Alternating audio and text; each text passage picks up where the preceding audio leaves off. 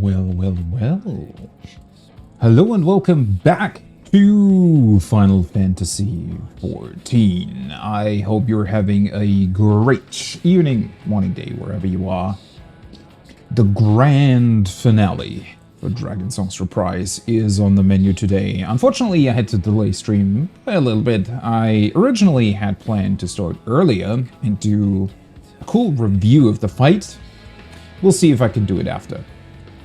Anyways, let's not be held up by technicalities. It is the grand finale of Group Overkill 2, which is, as of today, #1 speed kill on light still. No idea how we did that. Anyways, I guess our DPS is just pretty good. But yeah, it's our last day of doing Dragonsong's Reprise. As you know, there will be a server maintenance, well, technically on Tuesday. Although wait, no. It starts on Tuesday morning for me. Anyways, patch 6.3 will release on Tuesday, which is obviously going to be a great event, and I am very much looking forward to it. I have kept myself away from the patch notes for now. I have seen, a couple things here and there that have been discussed in various Discords that I'm a part of, so I'm not entirely, unfamiliar with them. And then, obviously, I also went through all the info we got from the last live letter, even on stream. So, obviously I know what will be there. I've played this game for a very long time now. We know what these patches entail, and I know what I can look forward to. That being said, there are still, I think, a lot of sort of miscellaneous things here and there that I am very much looking forward to and am, excited to check out, excited to see. I don't know, it's maybe this is a little bit embarrassing to admit, but one of my pastimes, or one of my all-time favorite things, is actually to set up new stuff whenever it gets released, when a new patch comes out, right? So when there are quality of life changes that weren't being, looked at, for example, when they expanded the glamour dresser, the first thing I did during the first hour after the patch went live is go through my stuff and sort out what I can put or want to put into the glamour dresser, right? So if you know me, then that's what I'm going to be doing most likely on patch release, is making myself familiar with all the different changes. I know one thing that I'm definitely gonna, be spending some time at least on, and that's going to be the portraits. Because with the next patch, those will be displayed whenever you join a party. And the thing there is, right, that whenever you do some sort of random roulette, dungeon, raid, what have you, well, obviously, you're going to be on a different job, most likely, than your main, right? So I have to be careful to set my portrait before entering a random whatever content there may be. Which sounds crazy, but that's what I want to do. To take it with, if you know Preach, who's, previous World of Warcraft caster, now he's casting both Final Fantasy and World of Warcraft, and yeah, he, let's just say, disrespects people a lot that are not setting up their portraits in adventuring plates, right?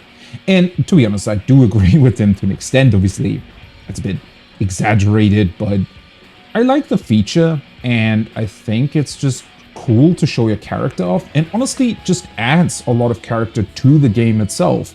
Whenever you enter a roulette or what have you, I think it's going to be phenomenal to just have a quick look at your party, at the people you're playing with, and I think that's going to add a lot. I think it's going to add more personality, honestly, to the roulettes, because, well, they are real people, and 14's etiquette does sort of involve most people saying hello and thank you, during a dungeon run. Hello when you start, thank you and goodbye when you leave.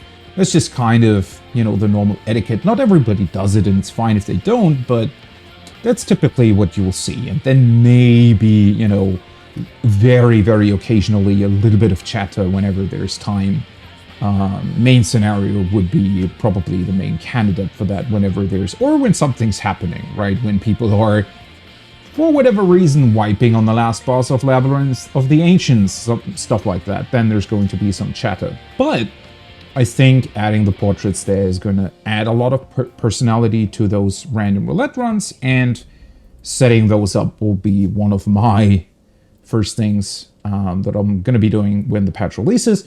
But then again, since I haven't read the patch notes yet, I also haven't really set up any sort of plan on what I'm going to be doing.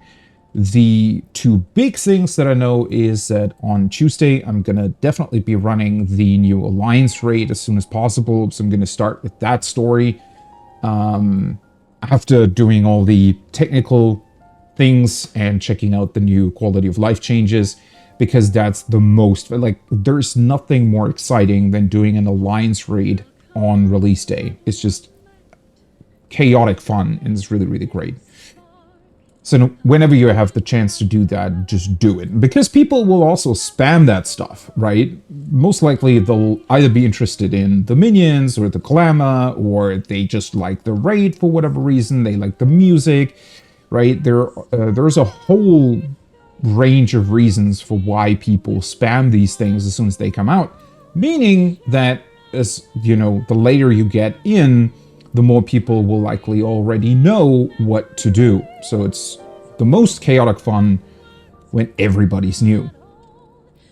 And then I think, considering that there's also going to be some other stuff, maybe some things that are still left over for me personally from the last patch, yeah, I'm just going to be doing whatever else there is on Tuesday most likely, and then putting my entire sort of concentration and everything on the main story on Wednesday. I think that's kind of what I'm going to be doing and going for here, because that also gives me the chance to potentially catch up on. I mean, obviously I know what happened during the main story. Not only have I played it myself extensively, but I've seen a lot of other people going through it. That being said, I do always like to sort of reminisce a little bit about what happened and reading through what happened, so that's also what we're going to be doing before just starting out with the next set of quests. Anyways, that being said, let's jump in. Let's get into our last day of Dragonsong's Reprise. Let me join my party here. Where's everybody? There we are. Raid Lead has called it Season 1 finale. Yeah, sadly, we're not going to be doing the next Ultimate together. I was sort of hoping that maybe we would. That's not going to be the case. And I think I'm just going to take a bit of a break from raiding M14. I mean, I can always come back to just do reclays of the last Savage Raid here whenever I want.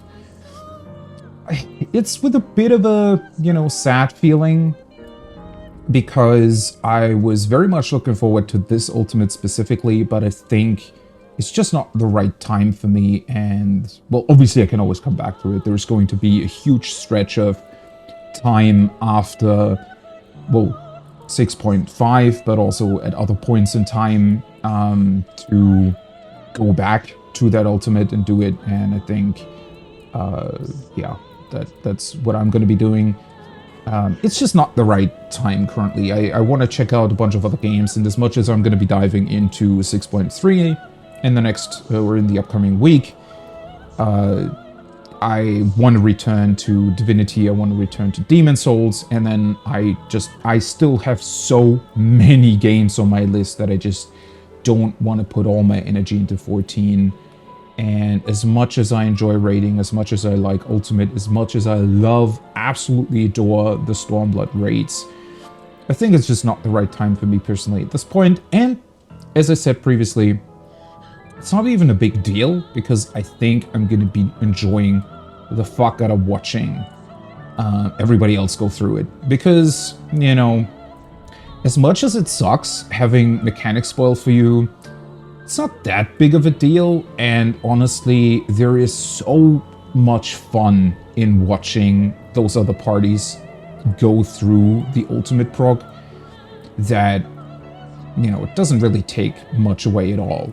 I think at the end of the day, it just even adds to the whole atmosphere, to the idea of what an ultimate is, to just in general how cool these things can be and how fun it is to figure everything out. Because, you know, at the end of the day, even if I had joined a hardcore group this time around, we still wouldn't have rated as much as the World Progger people. So you still wouldn't have stayed blind for the majority of the fight, right? Because obviously people that are doing 16 hours a day are going to be, and are used to, you know, world prog, are just going to be ahead of you. That's just a given. So, you know, unless you are specifically joining a blind prog group, which is, I don't know how hard that really is. I've never specifically looked for a blind group. But having a hardcore group go blind, I think that's very unlikely, right? Blind groups, they can still do, you know, pretty extensive hours, especially at the beginning, but they're typically more interested in the whole blind experience to begin with. And so they also not necessarily, you know, put too many hours at once into the whole thing. So at the end of the day, I do think that I most likely would have been spoiled about the mechanics anyways before getting there, right? It's especially the really, really cool stuff like the Enigma Codex in T. That's just something that you're going to be spoiled on no matter what, unless you're part of TPS and going through as the first group that does it, right? Or again, maybe a couple of the other World Pro groups, but as long as you're not part of that, you're going to be spoiled on that anyway, so might as well embrace it and enjoy the fun and the craziness of what these streams can be, of what the whole community coming together, looking at these ultimate fights can be, and I think that's going to be crazy, crazy fun, and I'm very much looking forward to that as well. So not at all sad if I'm not going to be going into it on day one. But yeah, we'll see what happens, right? Can always be that maybe suddenly there's going to be an opportunity 2 weeks after release or something, right? When I did my first T-kill, that was actually about 2 months. Well, not entirely 2 months, like 6 weeks after it came out, or 8 weeks would have been 2 months. Something like that. Anyways, somehow an opportunity crept up to join a really cool group, and I did it, and still worked out, so, you know, there's always going to be opportunities, so I'm not too fussed about that. It's going to be fun no matter what. And, well,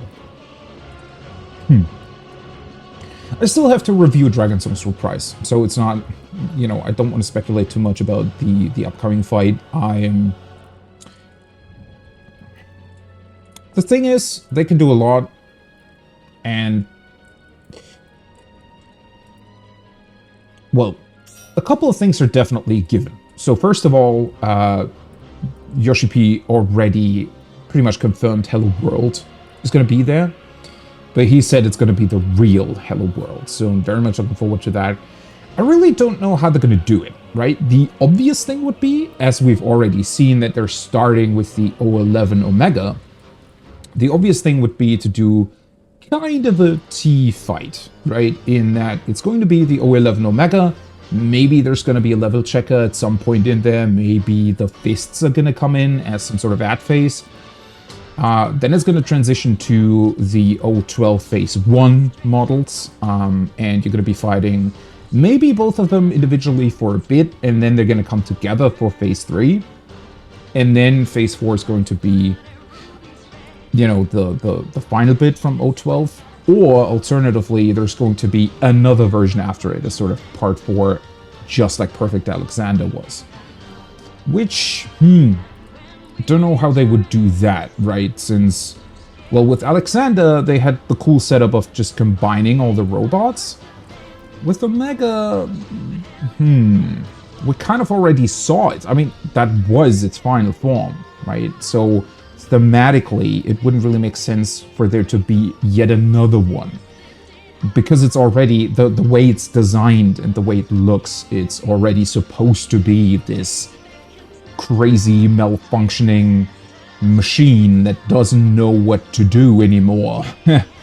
And it's completely freaking out and rebooting itself, essentially. Which is also why the mechanic, or the big mechanic, is called Hello World, and the in-between mechanic is called Patch. It's because it's literally a computer program restarting itself and trying to come up with its ultimate form. So I guess technically they could do a perfect form as with Alexander.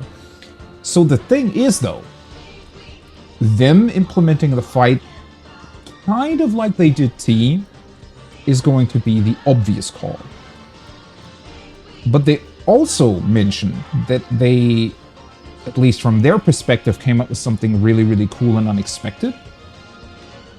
And so I don't think that's what they're going to be doing. Obviously, there are also different variations, what that could mean. So it could either be that it's going to be somewhat similar to T, but has a really cool spin. Maybe just like the rewind mechanic in DSR. Or alternatively, it could be that it's going to be entirely different. And we just don't know what it's going to entail. Considering that it is a machine, maybe they're going to do some fun stuff where it starts trying to load different programs. So maybe they're going to be inserting a bit of 07 into the whole mix, or at least the idea of what that was. Because they did say that it's only going to be Omega, but that can mean everything and nothing, right? Because in theory, the raid story goes that Omega is summoning in, you know, essentially recreated versions of Exdeath and Kefka and whatnot through the Rift, or through what it saw through the Rift. So, you know, you could spin it in a way where that's still technically Omega that you're fighting. So maybe what they're going to be doing, and obviously this is complete speculation here, but maybe what they're going to be doing is that you're not actually going to fight stuff like Exdeath, but rather Omega is going to load programs that recreate that during the fight. And maybe the cool spin that they put on the whole thing is that it's, you know, either random, or maybe you choose what it loads in, and you have to figure out some very specific sequence that'll let you progress through the fight. No idea, right? They could be coming up with all kinds of crazy stuff. There is one thing that I guess would go a bit against that, and you know, people have also been speculating that maybe Kefka is going to be you know, somehow tucked in with the Warring Triad at some point, because apparently that during one old Final Fantasy title was a thing. So they could technically use all those other bosses that Omega recreated to test us. They could use those for entirely different things, right? That could maybe relate back to those other callbacks or similarities with other Final Fantasy games. I don't really know if they're going to do that. I mean, maybe they're just keeping that opportunity open for themselves. As much as, you know, as cool as T was, it's still only really focused on Brute Justice, Cruise Chaser, and Alexander itself, and didn't bring in any of the goblins or any of their machines or what they did, right? Now, I don't think we'll ever see an ultimate that's going to encompass those things, because it's, I don't think, that interesting thematically. But, which is probably also why they excluded it. I don't think that would have been a great way to put that into the fight as well, especially considering how many very, very cool mechanics Alexander already had. But with all the shenanigans that the recreations of monsters that Omega, you know, summoned we're up to, you know, with all that stuff, you could do an entirely different ultimate out of that is completely separate from Omega, and Omega could still be its own thing. There's so much potential there that it's just really, really difficult to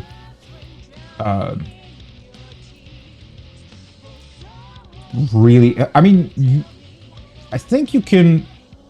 When you speculate, there are some things that you look somewhat likely, and I think the people that are going to be world progging are going to go in those directions and probably test for a couple of those possibilities. But aside from that, I think it's going to be, you know, very, very difficult to guess, especially what the spin on the mechanic will be, or the spin on the fight, not on the mechanics.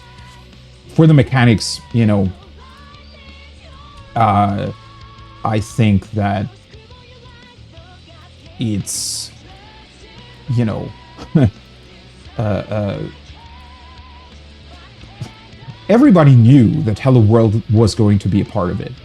So whatever they come up with to make that more interesting is going to be crazy, right? I think knowledge about what the previous Hello World was, well, obviously it's going to help you, but it's still going to be very, very difficult to figure out what to do there, I think. And it's going to be very, very interesting. But I think maybe they're actually, you know, even if it's not loading in things like Xdeath, I think it could still be something along those lines, that somehow program code or code lines or other things like that are going to play a role, in the sense that you can either manipulate them or you have to read code or stuff. Not specifically read code, but read, you know, instructions or something like that that will translate into what you have to do in the actual mechanic. Yeah. And then obviously Starboard and Larboard is going to be a thing, so that's going to be hilarious to see. I wonder what they'll be doing with that, since it was sort of a weird thing with the translation originally. I wonder if they're going to keep that, or if the Japanese is just going to be changed. I don't know. Anyways, let's join the others in Discord, and let's go.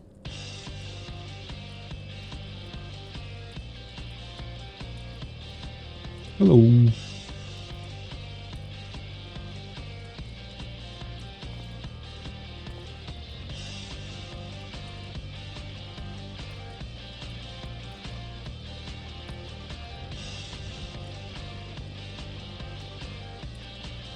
Yeah, it's true.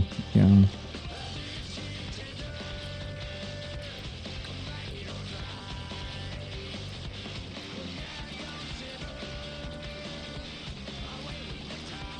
Oh, it's never too late for the last time, right?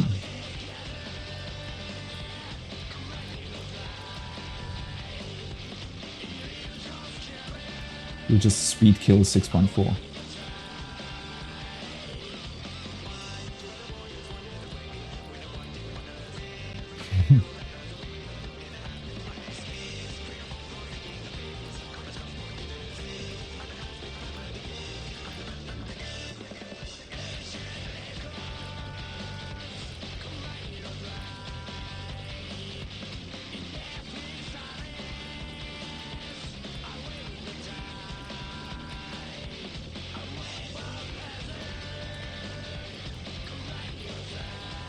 Yeah, but that's also going to be RNG to a degree. Mm-hmm.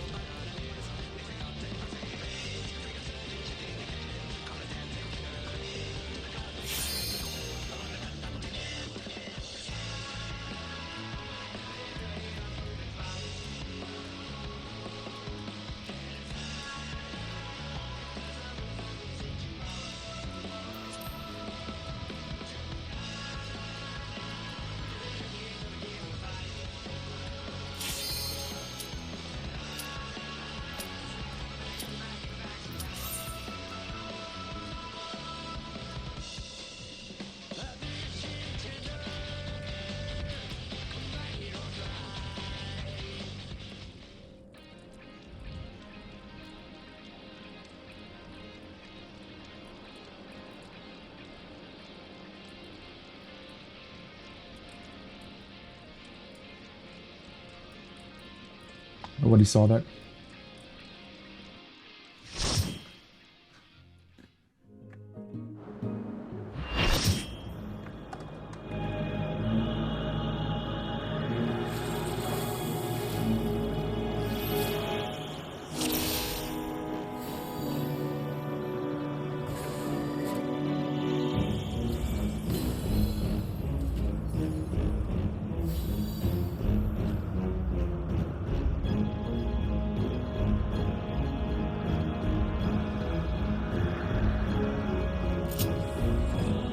Wonder how weird the implementation will be.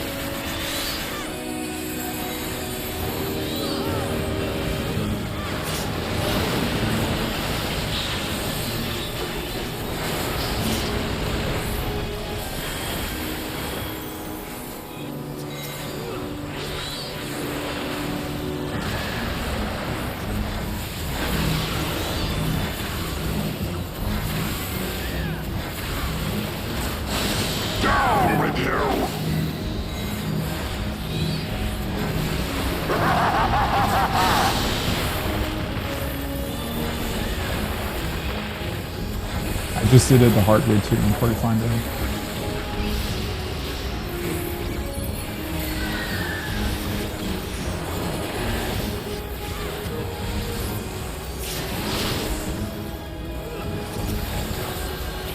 It's just funny to me how on day, what was it, day 2 or something? Day 3 I think, when I was there, nobody even realized that there was an easier way of doing it.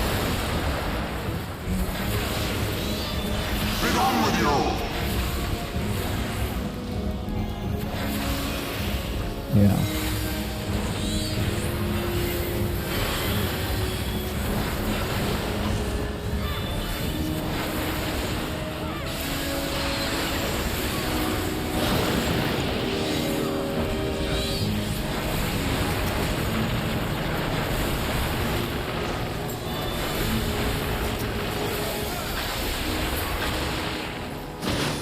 This ends here. And now the final cut!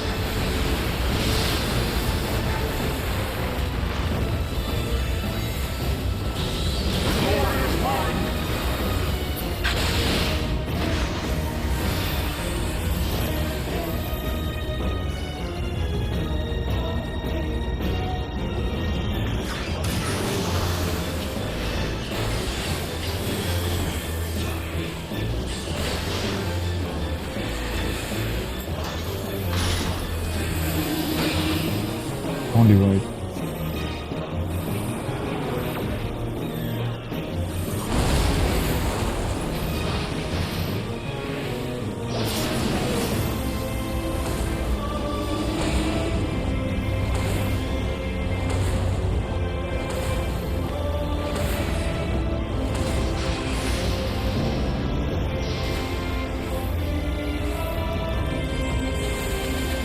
They even accidentally activated sprint. Holy shit.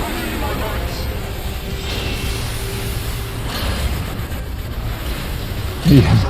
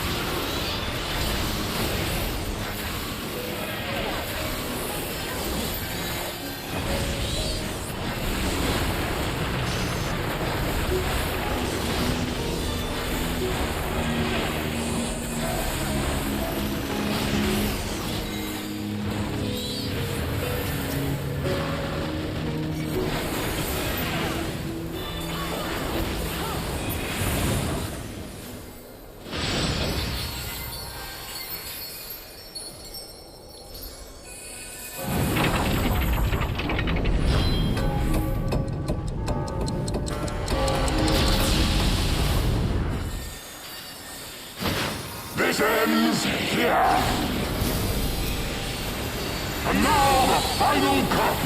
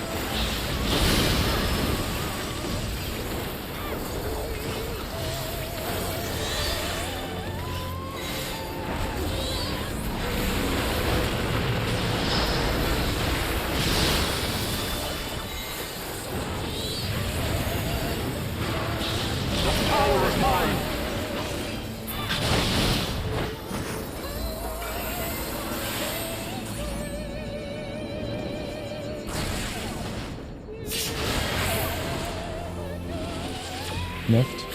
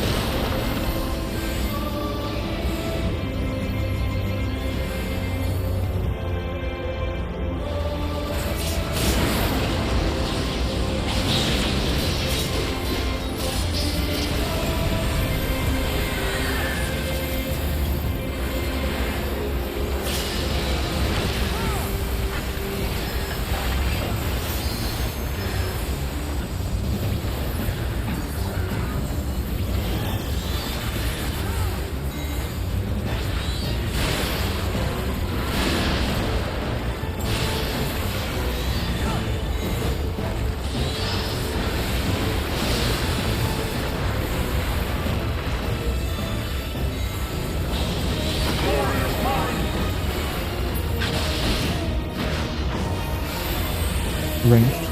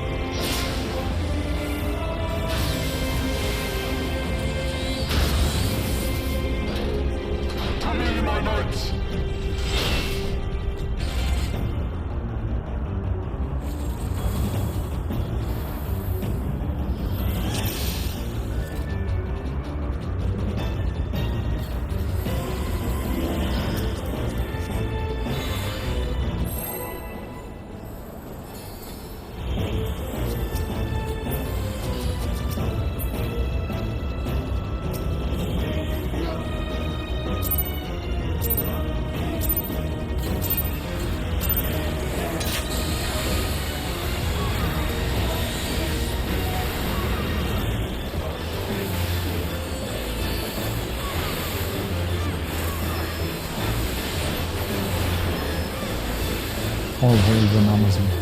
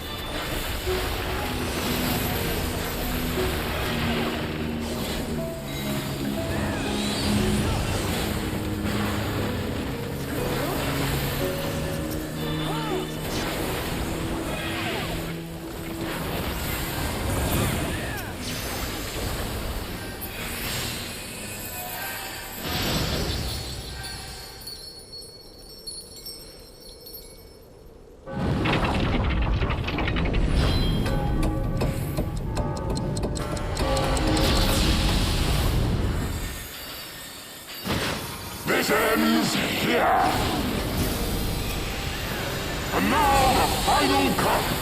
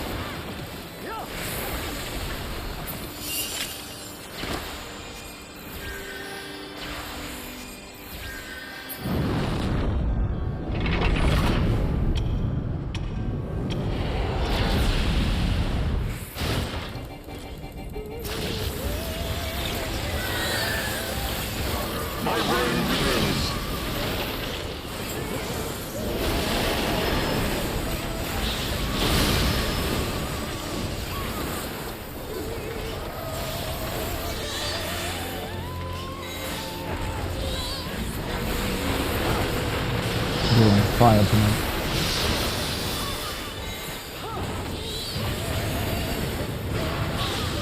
Power is mine.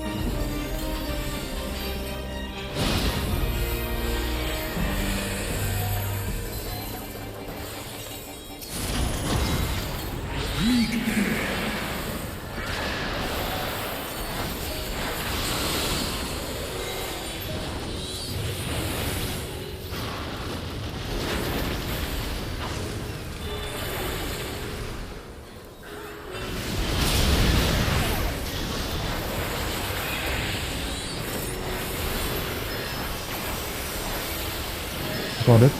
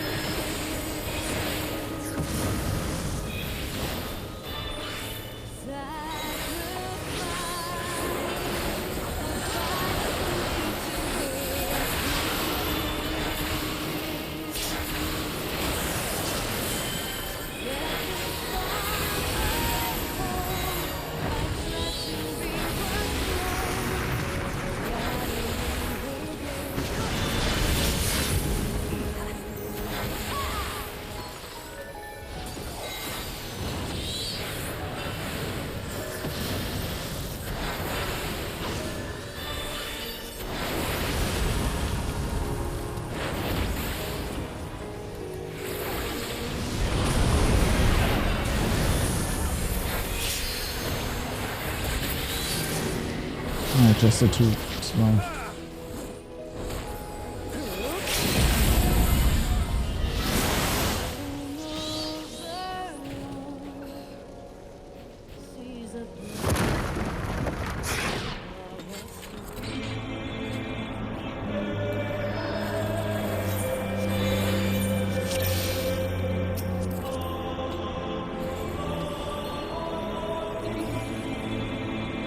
I adjusted to slow internet.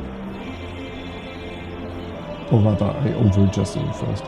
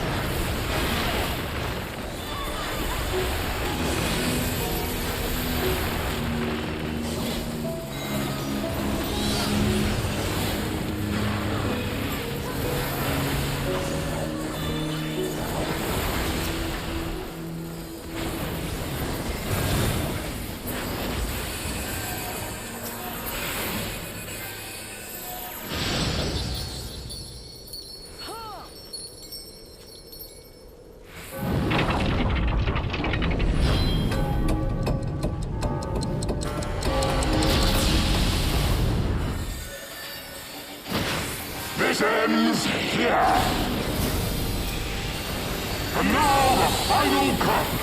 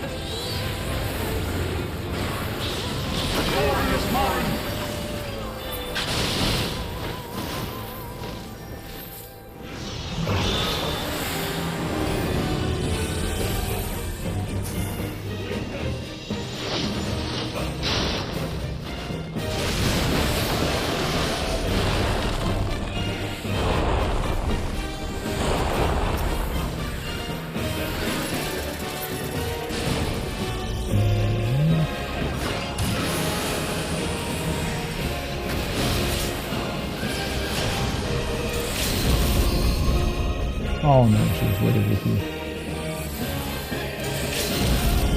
Wait, that was... We cancelled the LB1 because we got LB2 while I was passing.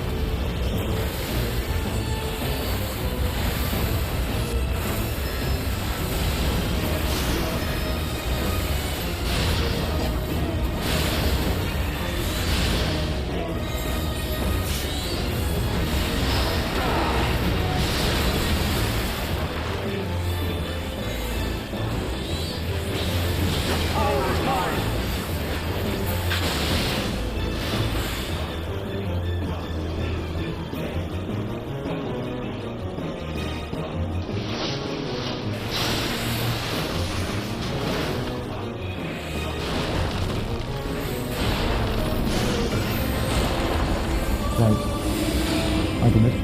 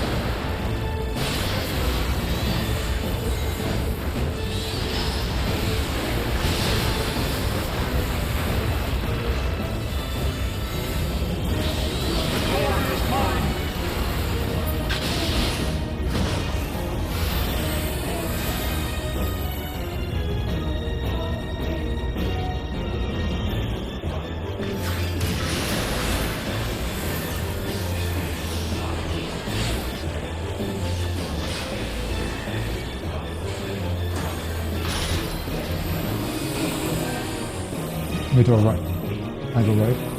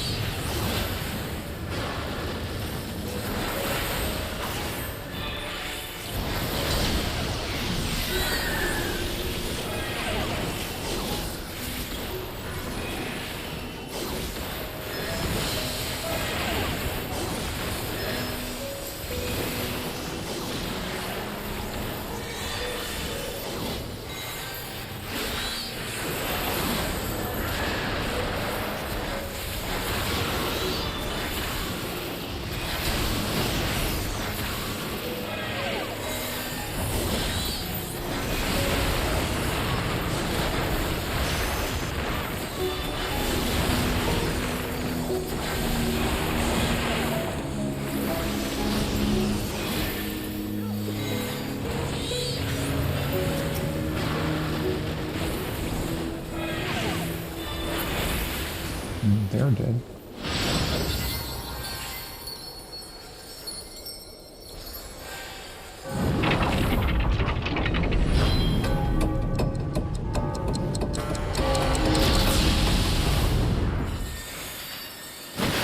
This ends here. And now the final cut.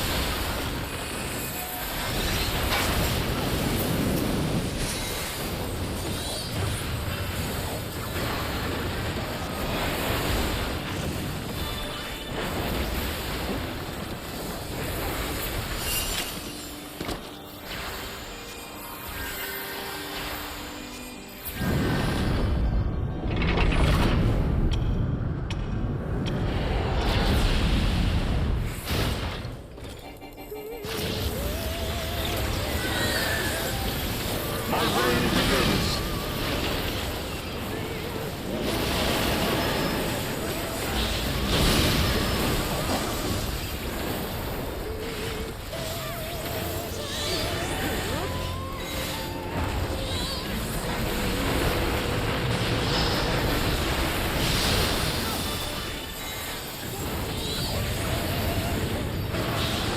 Power is mine.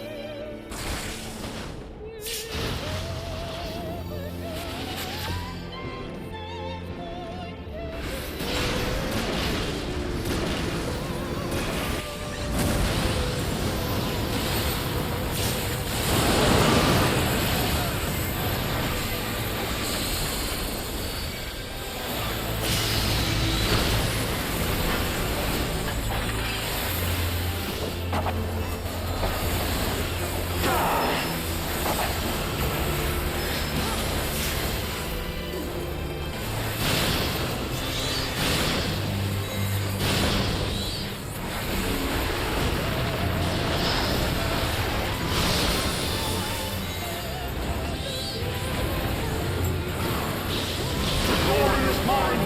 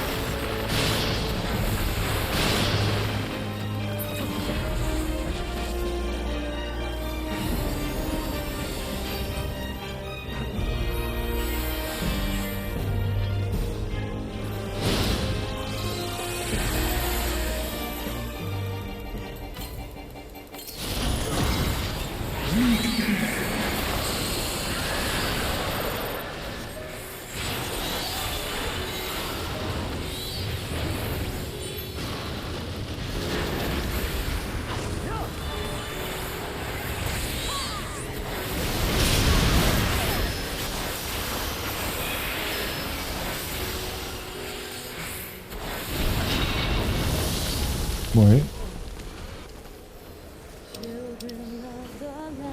Worm? Oh yeah, I got audio tagged. I was gonna say worm claw, never see that.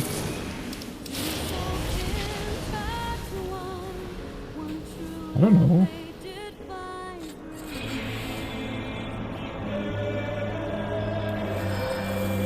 I mean, you must have had it on in P5, right? So,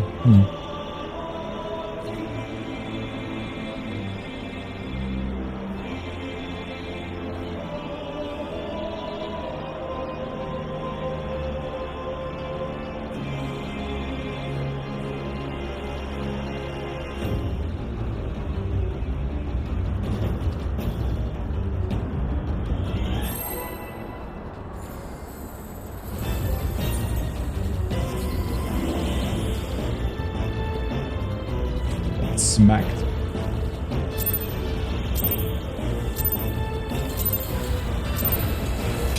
Yeah, I just saw a worm claw and I was like, where's that?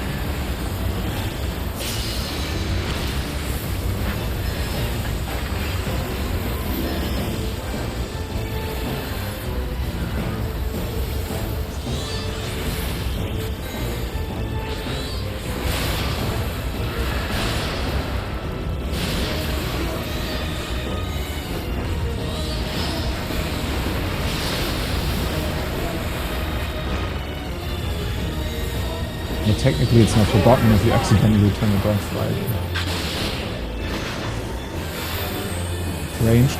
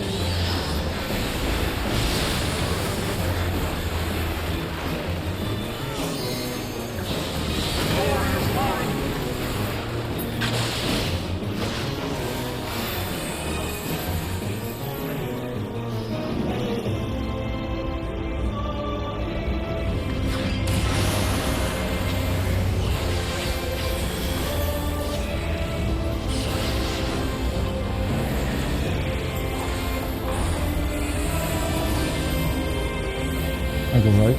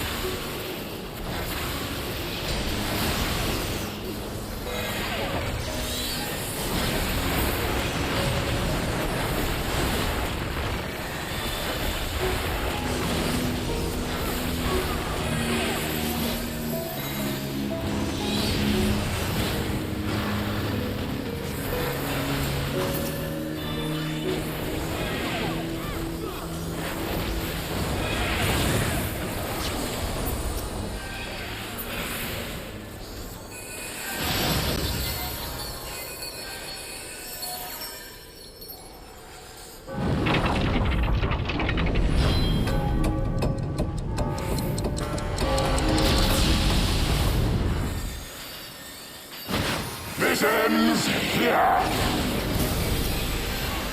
And now the final cut.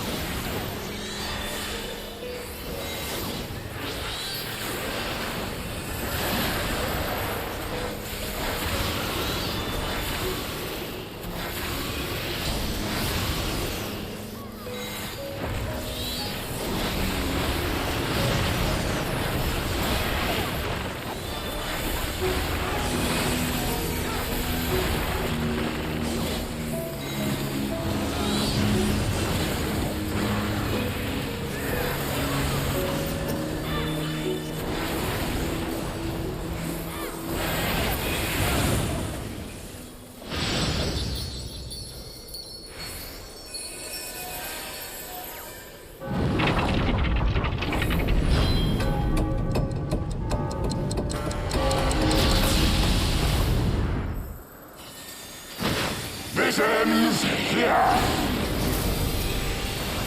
And now the final cut!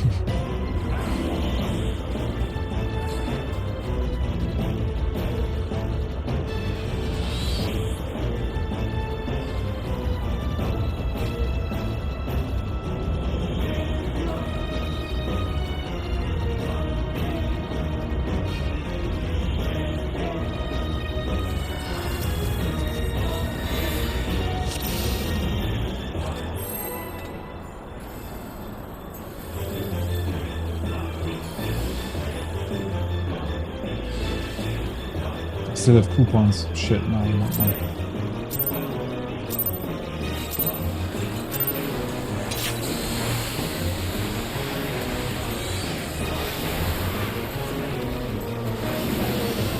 Kinda sad how expensive they've become, honestly.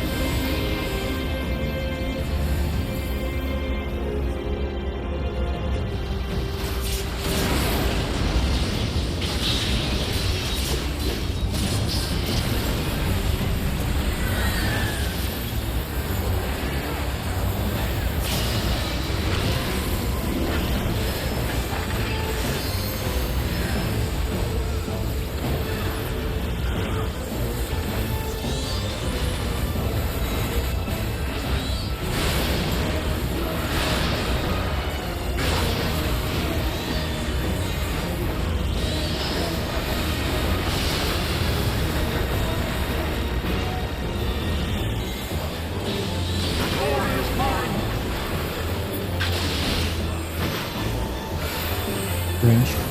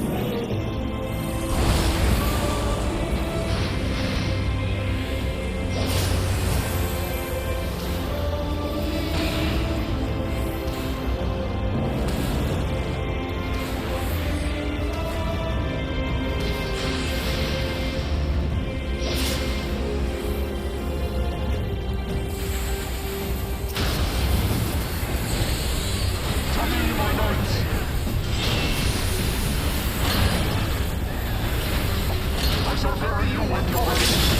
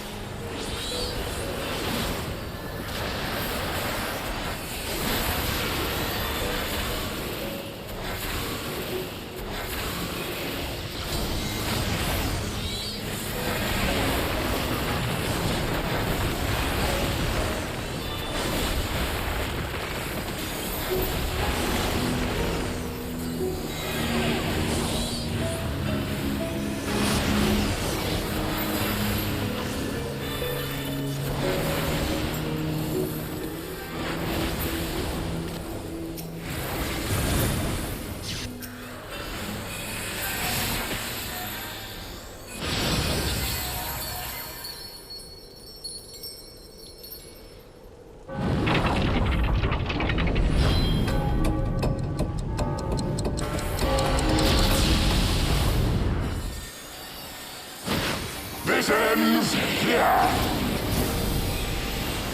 And now the final cut.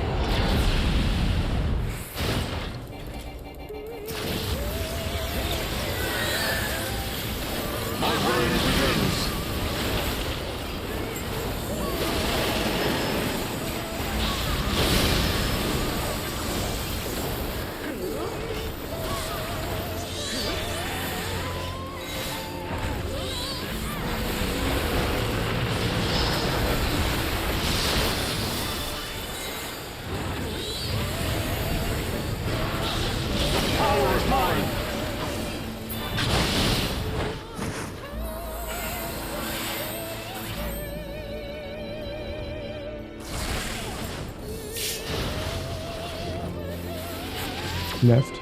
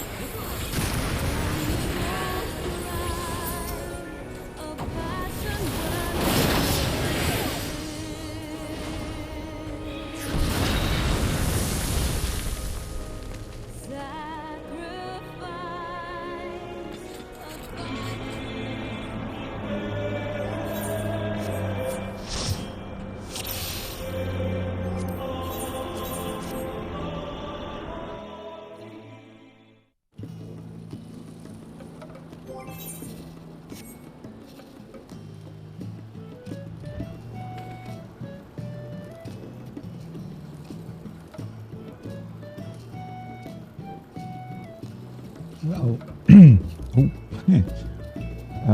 for some reason, whenever I don't use my voice for like 5 minutes,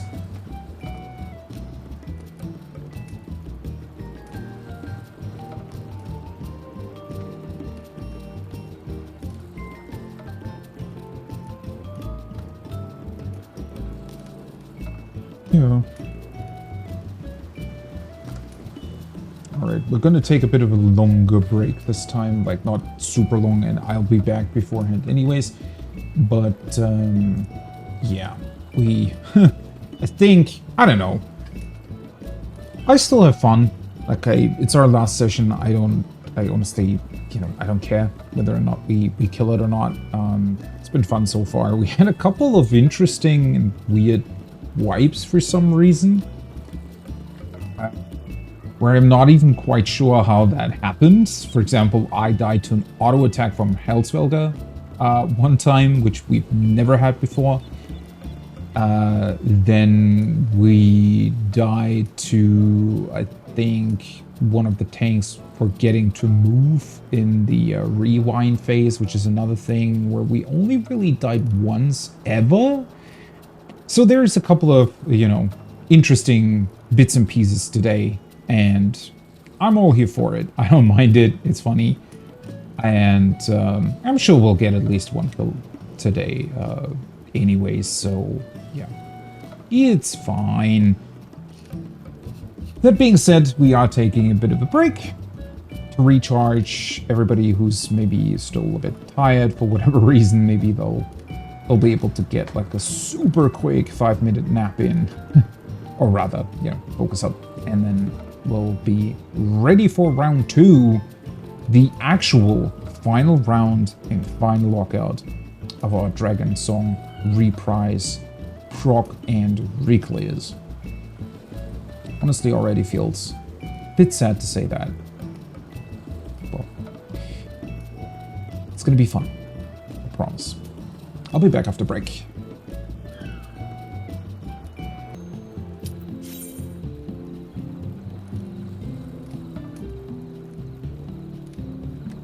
Alrighty, let's go back in. Let's kill this thing again.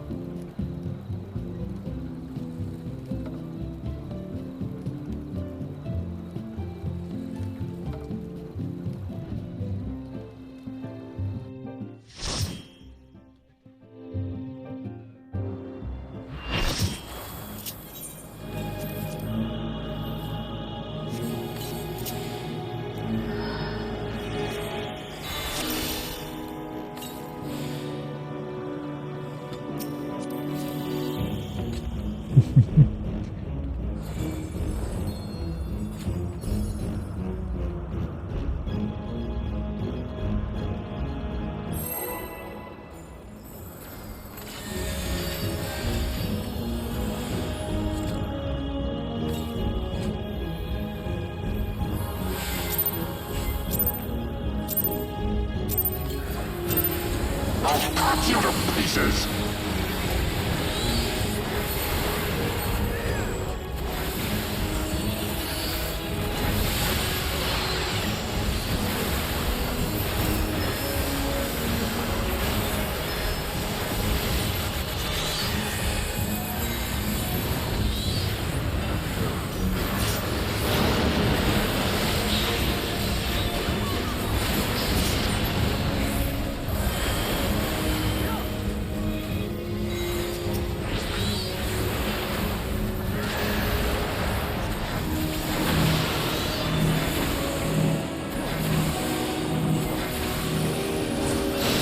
Down with you!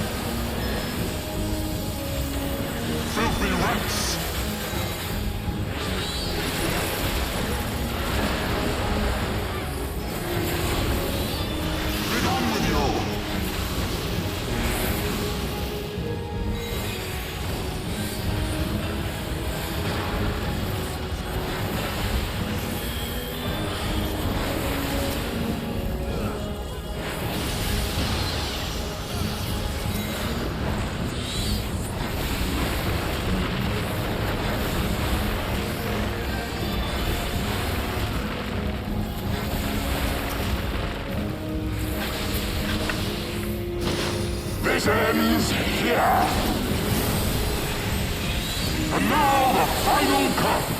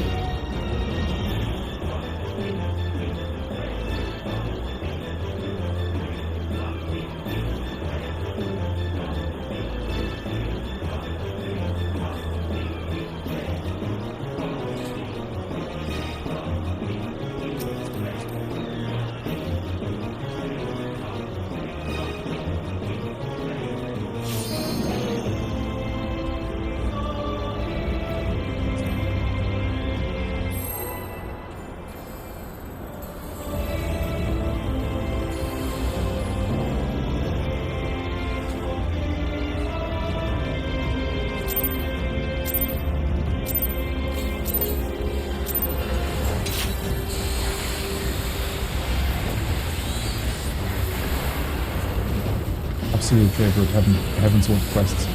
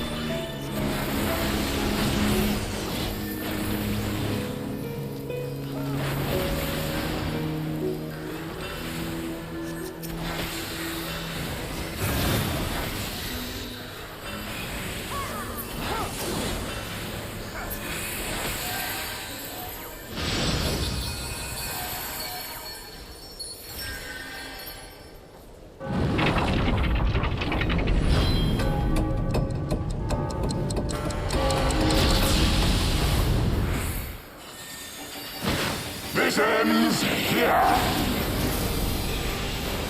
And now the final cut.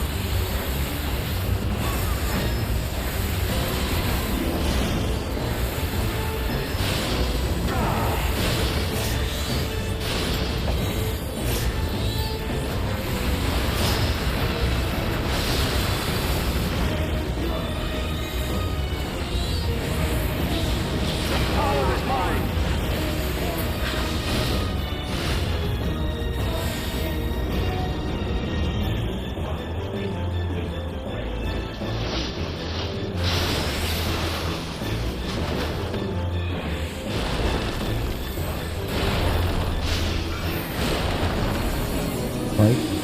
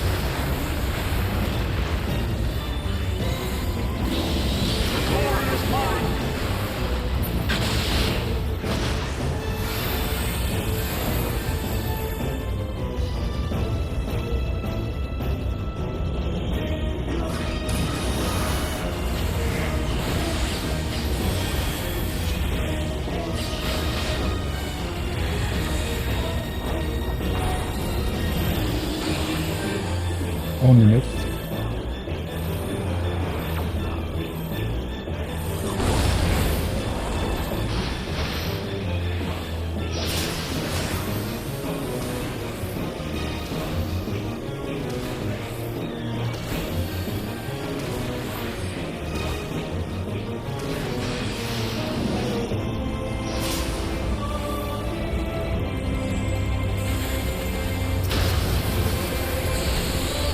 Coming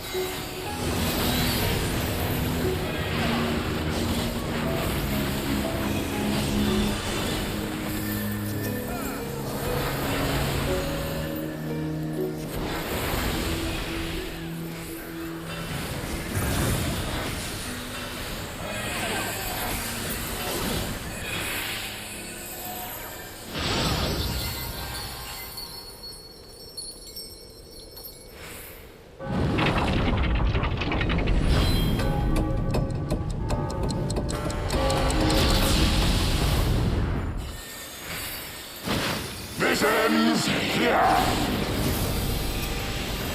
And now the final cut.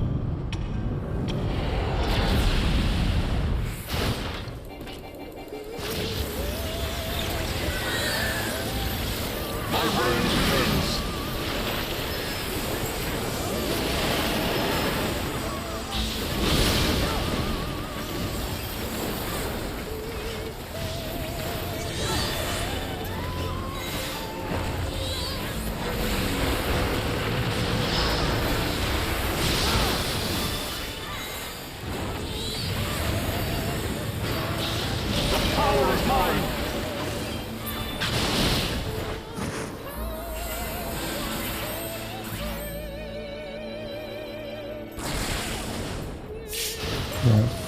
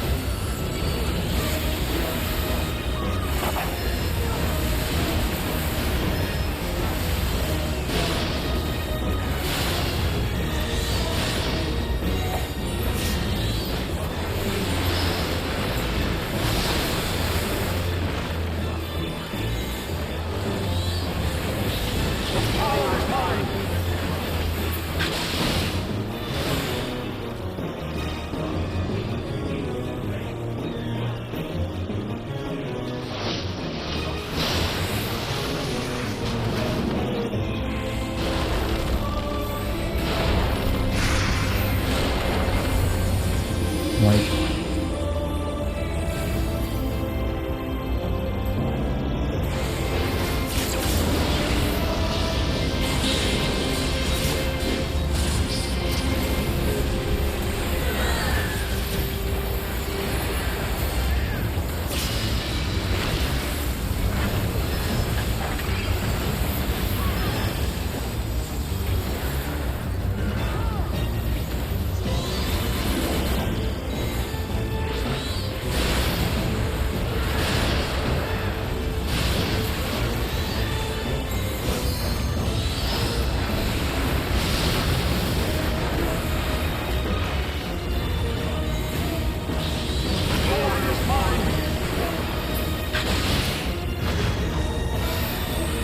Range.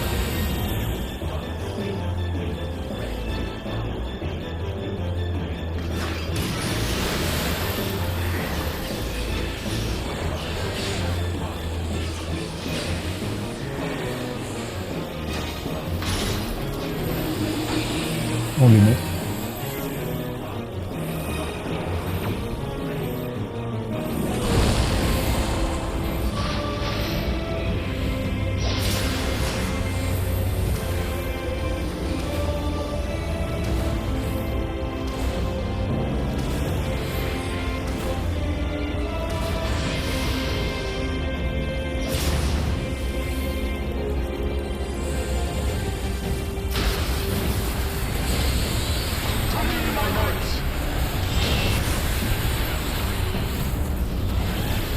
I shall bury you at your feet.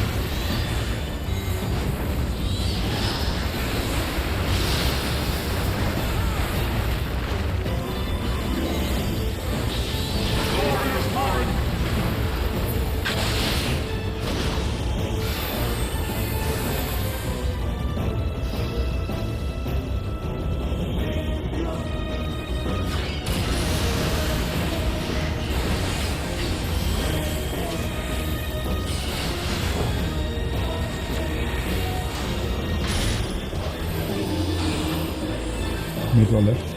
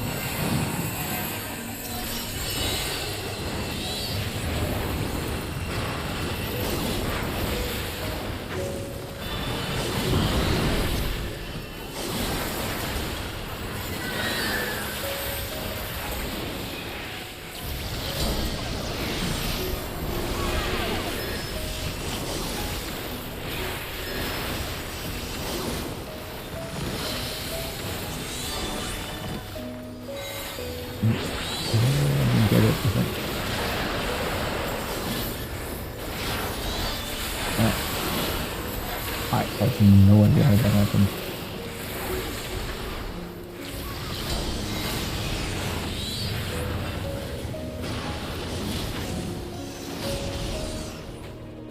We stood together for like 2 seconds. In the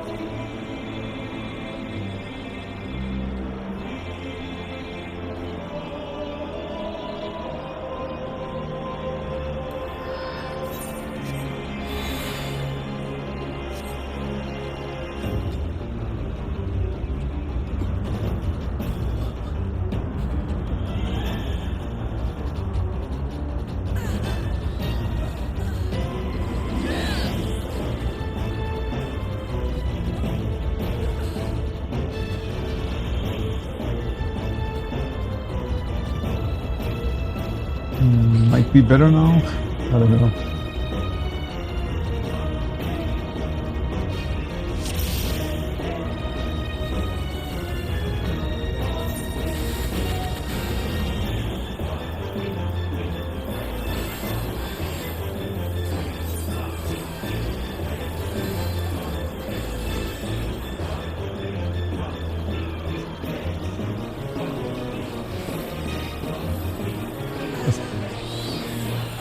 Guess that means only one of us was right with the guesses, I think.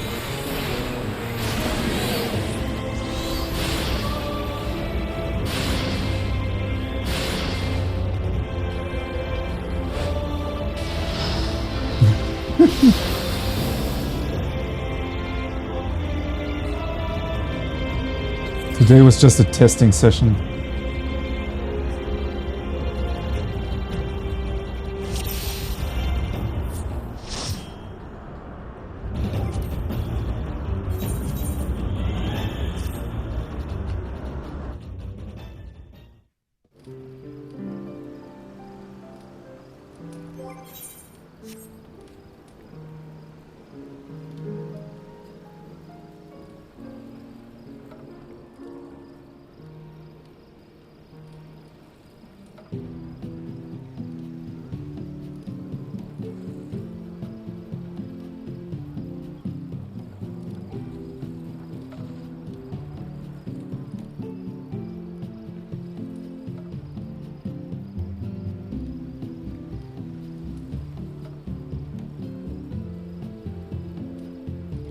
Absolutely agree.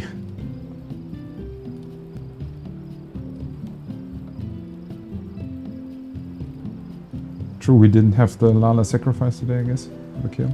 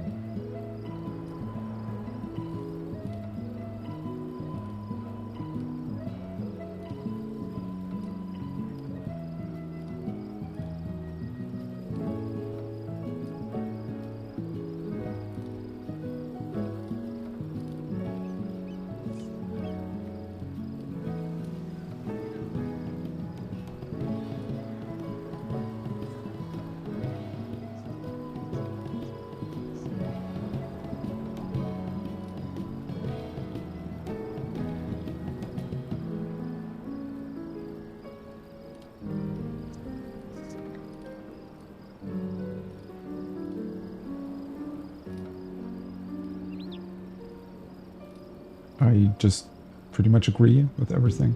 We had a really great dynamic, and I would love to do stuff in the future. And also clear as.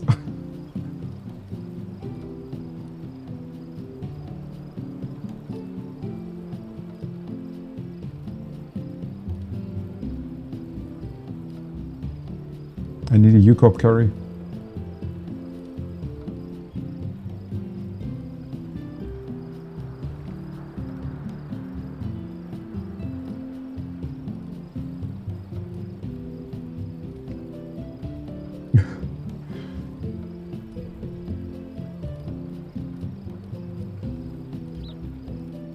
I need to do that eventually. I'll just put it off as long as I can and then at some point do it. Maybe...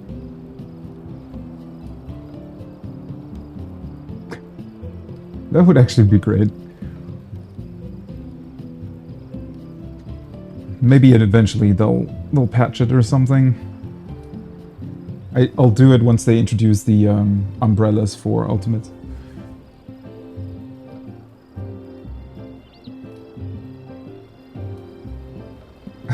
True.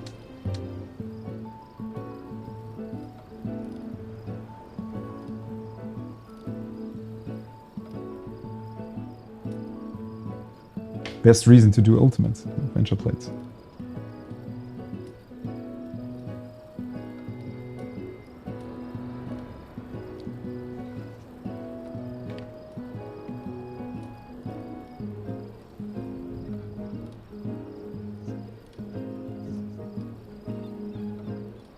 Yeah.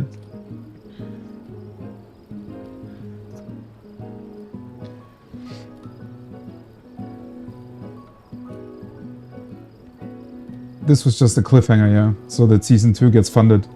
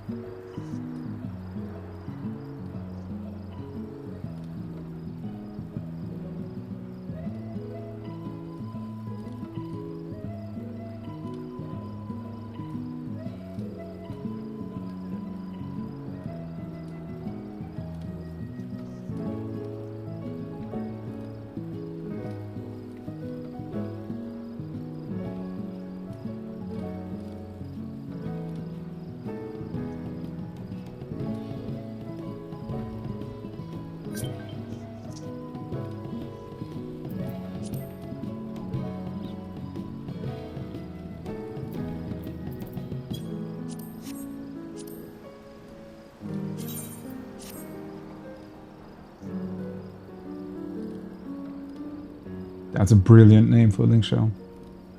So descriptive.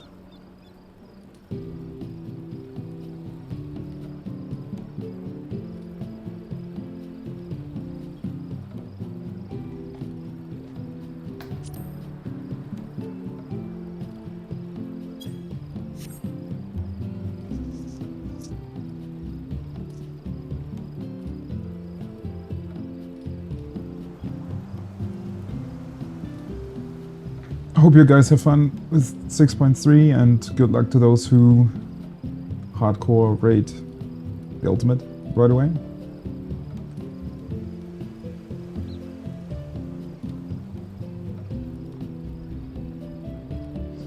Greet hello world from us. It's probably gonna be a really fun mechanic.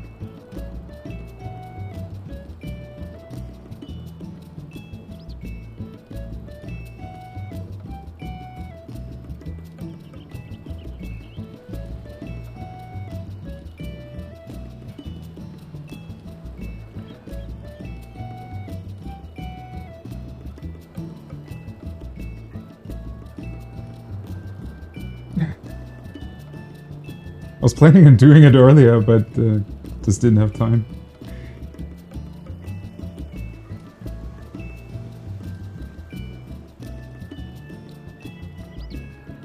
I hope the new one's gonna be like tea. Be really cool.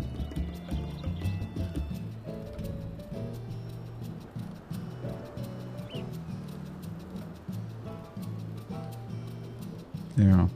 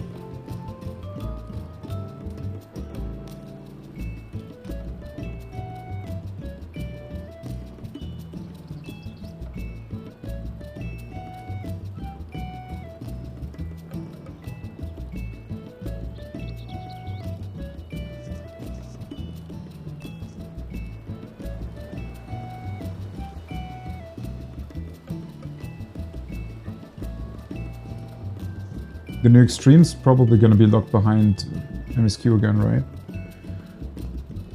So.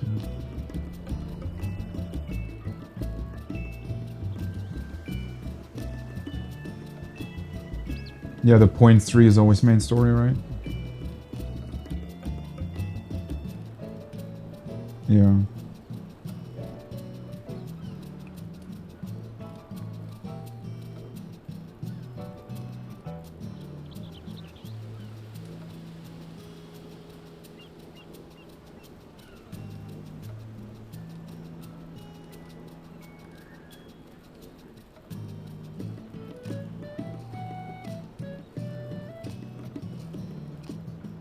Oh boy.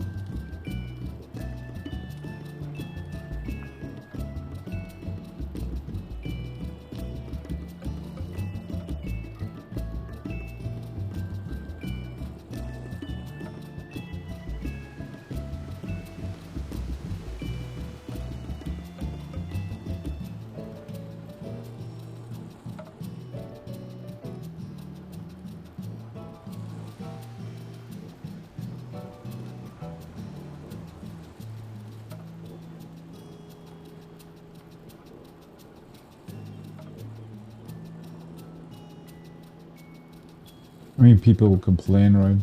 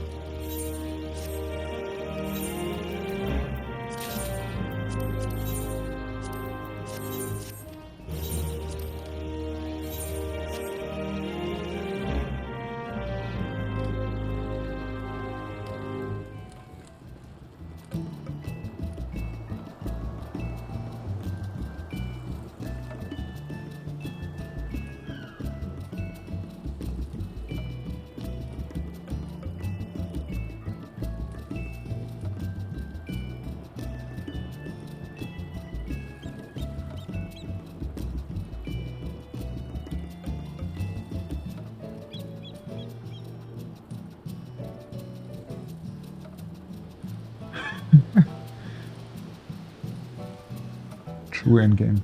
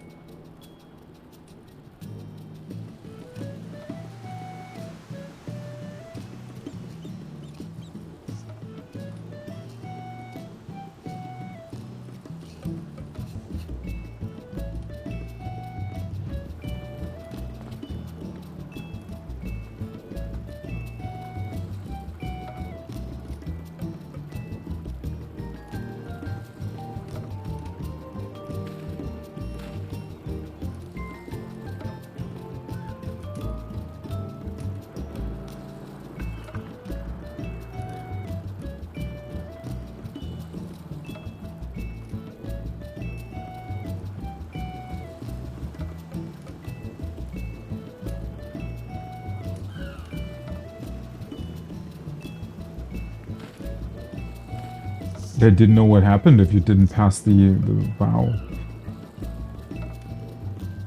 Yeah.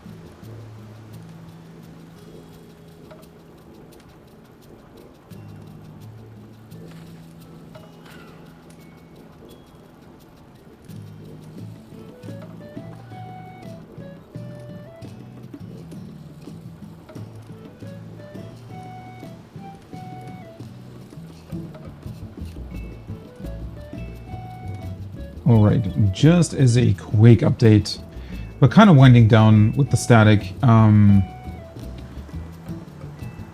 gonna stay online, actually. We're gonna be talking a little bit about DSR. I definitely want to have like a bit of a, well, discussion about what I like about the fight, what I think they designed well, and what I think they didn't really design well. I'm gonna take a little bit of a break, and we'll return. We'll talk about that and maybe some other stuff, and kind of, you know, mentally get ready for 6.3. Anyways, short break. Be back soon.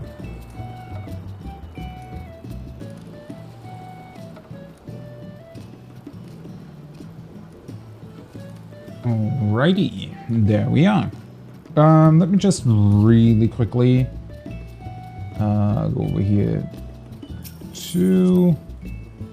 I just needed different background music for this. Alright, so I still have some issues with my OBS for some reason, sometimes freezing my screen, so hopefully we're not gonna be, you know, running into any stuff that's going to be too annoying. Let me just like stand here. By the way, have I ever mentioned that I really like these pictures? They're really cool. Anyways, the idea was, obviously it's a bit later now. I honestly originally planned to do this, you know,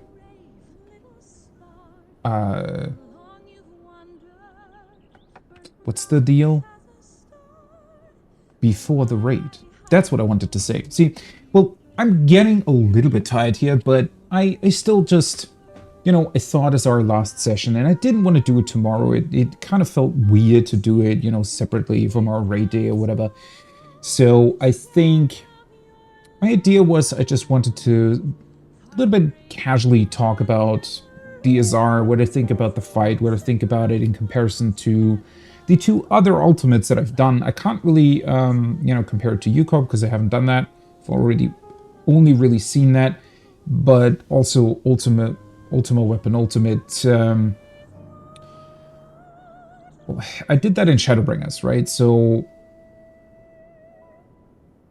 how then again the way that we did it? Anyways, we're going to be talking about the whole deal with everything here in a bit. Let me just switch over my own screen so that I'm actually seeing what the hell is going on. There we go. Let's see, I need to update this again. Hopefully it works now that, you know, everything is ready. Let me just put that in here as well. So technically, hopefully, we should have the music. And now we're going to be going over here. All right, so this is the VOD from our first kill. This is going to be really interesting because we switched over to not holding our damage anymore. Right after we cleared,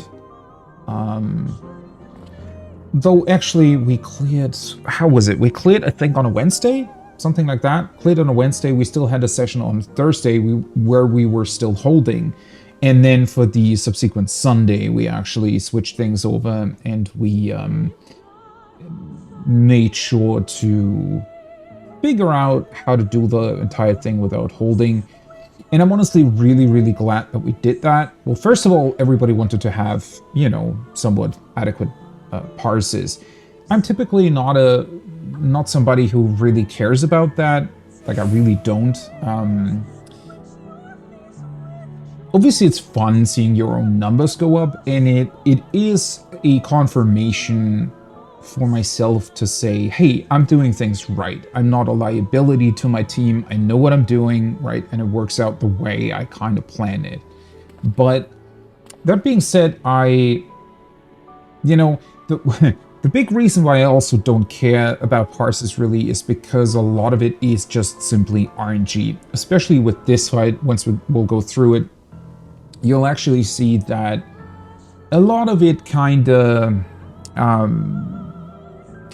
you know, just the way it sort of flows together means that in every single phase, you have to be pretty much, you know, on point in a lot of ways. And not only on point, but depending on how much people crit, it's going to move your own stuff around, right? And it's going to change some stuff in phases where you don't really want things to change, and ultimately it'll end up being just a weird thing in general, where, you know, it's just, well, as I said, it's just kind of going to be weird a bit, and just overall not really what you would want for a... At the end of the day, it's not really only your own performance that comes into play. Yes, sure, and that's why, you know, that's the part about parses that I do like. It's just this confirmation of, hey, do I know what I'm doing? And am I confident and also capable of adjusting to certain different situations and doing so appropriately in a way that, you know, benefits my team as well? Because at the end of the day, you'll see that we had a team here that had pretty high damage, meaning that we could compensate a lot for mistakes, right? We could compensate a lot for damage downs, for deaths, and that just helps with prog and also with reclays, because you'll be able, and we actually had, at one point, I think, a fairly fucked up reclay where we did weird stuff and still ended up going pretty far. And same thing was true in prog, where we managed to just salvage a bunch of runs that otherwise we wouldn't really have been able to salvage if we didn't have the DPS that we had. So, you know, it's good to a degree. It gets problematic whenever people are, and thankfully we didn't have this in this group, which arguably is a bit rare for a group of this skill level. I'm really, really thankful for everybody. But, you know, once the sort of trying to increase your DPS is a liability to your team, and it means that you'll wipe more often because you'll try stuff that just you straight up shouldn't try, right? That's way more risky, then you'll run into issues, right? And I've seen that behavior a lot in the past, unfortunately, which is why I'm really, really glad that we didn't have this issue here. Anyways, let's go through the fight. So, one thing that's not going to be part of the VOD, obviously, is Phase 1. Phase 1 I do like a lot. I think I mentioned it at some point, actually while we were going through it, if I remember correctly. But the thing that I like about Phase 1 is that it's like a really, really cool warm-up. It doesn't really take a long time to proc at all. I think the first group that I did the fight with, we only took like 2 hours, something like that, to prog it. And with this group, everybody was already familiar with it, so we basically just killed it more or less right away. I think we took like 4 or 5 pulls, maybe. Might have been 7. Anyways, it was really, really quick. But I do honestly enjoy Phase 1 because it's fast-paced, yet at the same time pretty, you know, comfortable to go through. Like, it's also very short, meaning that and you can recover it to a certain degree as well. For example, if one person dies because they get too close in proximity to the purplish portals, right?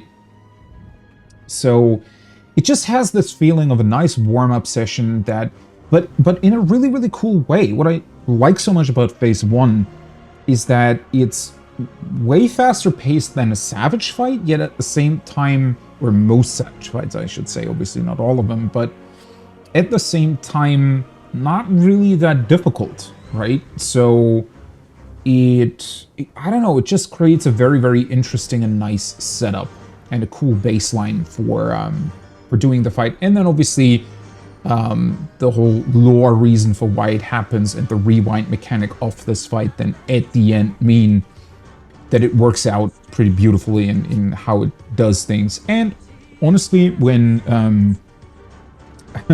when the ultimate got released and everybody suddenly got to an actual checkpoint within an ultimate fight, that was also a pretty cool moment. So, yeah, pretty big fan of that as well. Considering that this fight also, in comparison to T, doesn't really have a 2-boss phase except P6, right? So it's, yeah, P6 isn't that short, but it's still somewhat limited in comparison to T. And overall, there aren't that many mechanics that really require sort of a 2-target setup or anything to that degree, anything that's similar in that direction. So it's nice to have 2 targets in that phase 1, right? To kind of cover that bases as well and just bring in a little bit more excitement in that regard. I personally really enjoy 2-target fights. T is still my favorite fight, I can say that much. Definitely is my favorite fight in comparison to DSR as well, but, or rather, well, at the point when T got released in Shadowbringers, it was also still way more exciting to actually have 2 targets. Specifically for me as a summoner main, it was really exciting coming up with different tactics in terms of how to double dot enemies and spread your dots or cast them manually, things like that. So that made T especially interesting to me, and it still is when you're playing Black Mage, for example, because you can double dot as well, or still double dot on Black Mage, thankfully. So overall, I do very much enjoy 2-target fights. There are a couple of scenarios where the game offers 2-target fights as well. In Alliance raids, for example, it's very rare, and obviously because of the casual context, there isn't really any necessity to engage with that setup too much, but it's always a nice addition when it happens. And even if it isn't like an actual 2-target fight like T, I was still always a fan of things like that. Even going back to Stormblood, and obviously that's going to be interesting for the new Ultimate coming up, the whole setup of female and male Omega in 012. That was also pretty cool. In that particular case, obviously you were limited to only ever hitting one of them, but you had to switch it around, and it was still, I don't know, it's just, for me, way more exciting, even if you only hit one target, to still have to interact with both of them. And there were some really awesome and beautiful mechanics, fast-paced mechanics as well, in that first phase of 012 that I enjoyed very much. And hope that they'll be coming back in the new Ultimate. But anyways, we're here to talk about DSR, and this is what you're going to be greeted by once you reach Phase 2, King Thornton in his basic form. I think Phase 2, overall, for various reasons, is my least liked phase.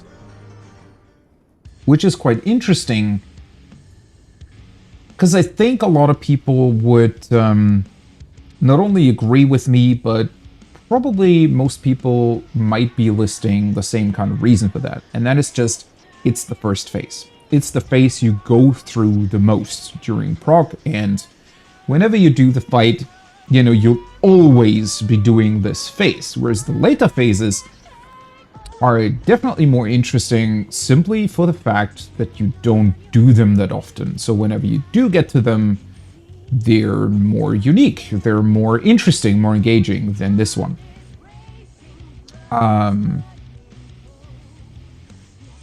That's, I would say, a little bit part of my surface thoughts about it. That being said, I think that or keeping that in mind, right, within that context of it being the first phase and having this struggle of being the one that you always have to do, I think they did do quite a good job at designing it. It does keep things somewhat interesting, it has quite a few variations to it in its second mechanic specifically, and so that does keep it interesting to a degree. The issues that I have with this phase are not that it's the first one you go through, are not that it's the one that you'll do the most, and it's not even really with the mechanics, but rather with the, I guess you could call it the timeline of the phase, right? And you'll see that here. I guess we'll go through sort of this first thing here. This is how it starts, right? Everybody just pops everything they have, and you do your normal open on the fight while the boss is just doing a couple of auto attacks. Then you have this weird mechanic here, where he snapshots a couple of small pizza slices on everybody. This is just a mechanic of, hey, are you still awake? I don't know. It's a little bit of a gotcha, right? But I honestly think they just added it for fun, or for, not fun, but for the for, well, honestly, actually controlling if people are still awake, right? Because this mechanic, you're only gonna fuck up if you're too tired to raid. if I'm totally honest, this is this one funny thing that where you will see, you know, people are gonna fuck it up whenever they're tired. It's also a good gauge in that regard, at least I would say during the first couple of sessions, because after a while, honestly, you shouldn't be failing this at all, ever, right? Even if you're tired. But, you know, it's actually somewhat of a great way to gauge how awake people still are during your proc. And, you know, if people keep dying to this multiple times, then you should maybe think about ending your session.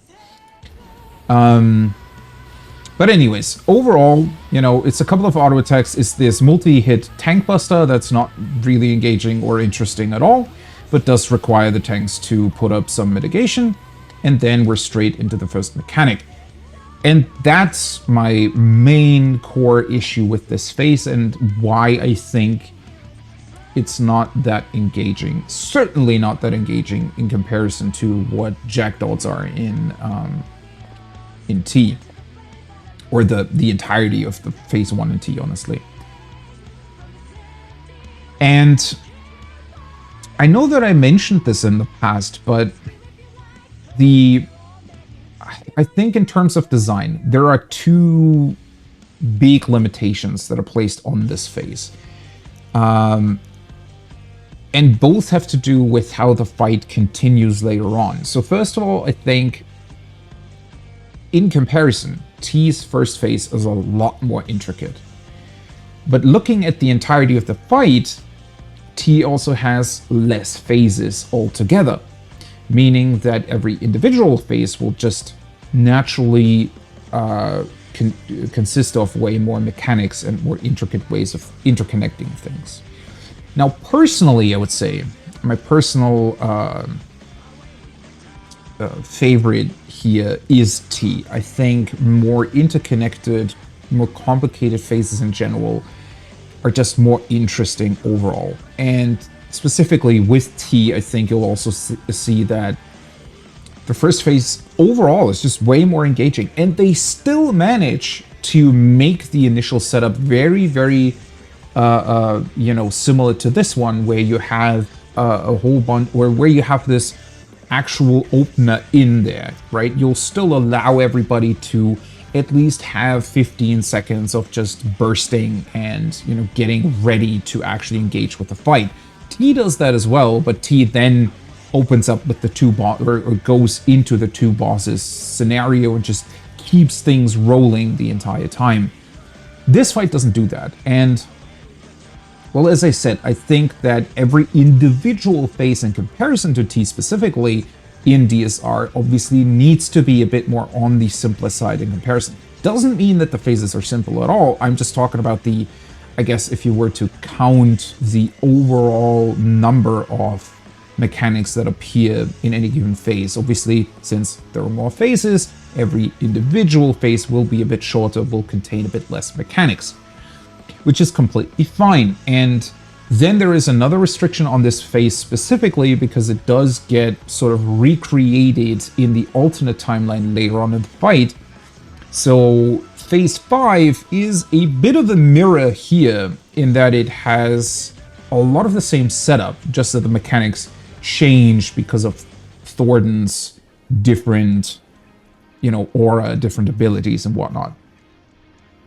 And if you want to have both of those things, I guess they maybe went with a bit of a simpler setup here because they thought that it would be easier to create. Because this way they could have just they made it so that there are two big mechanic sets, both in P2 and P5, so they can kind of mirror each other while still having a lot of freedom in terms of how to design those two sets of mechanics.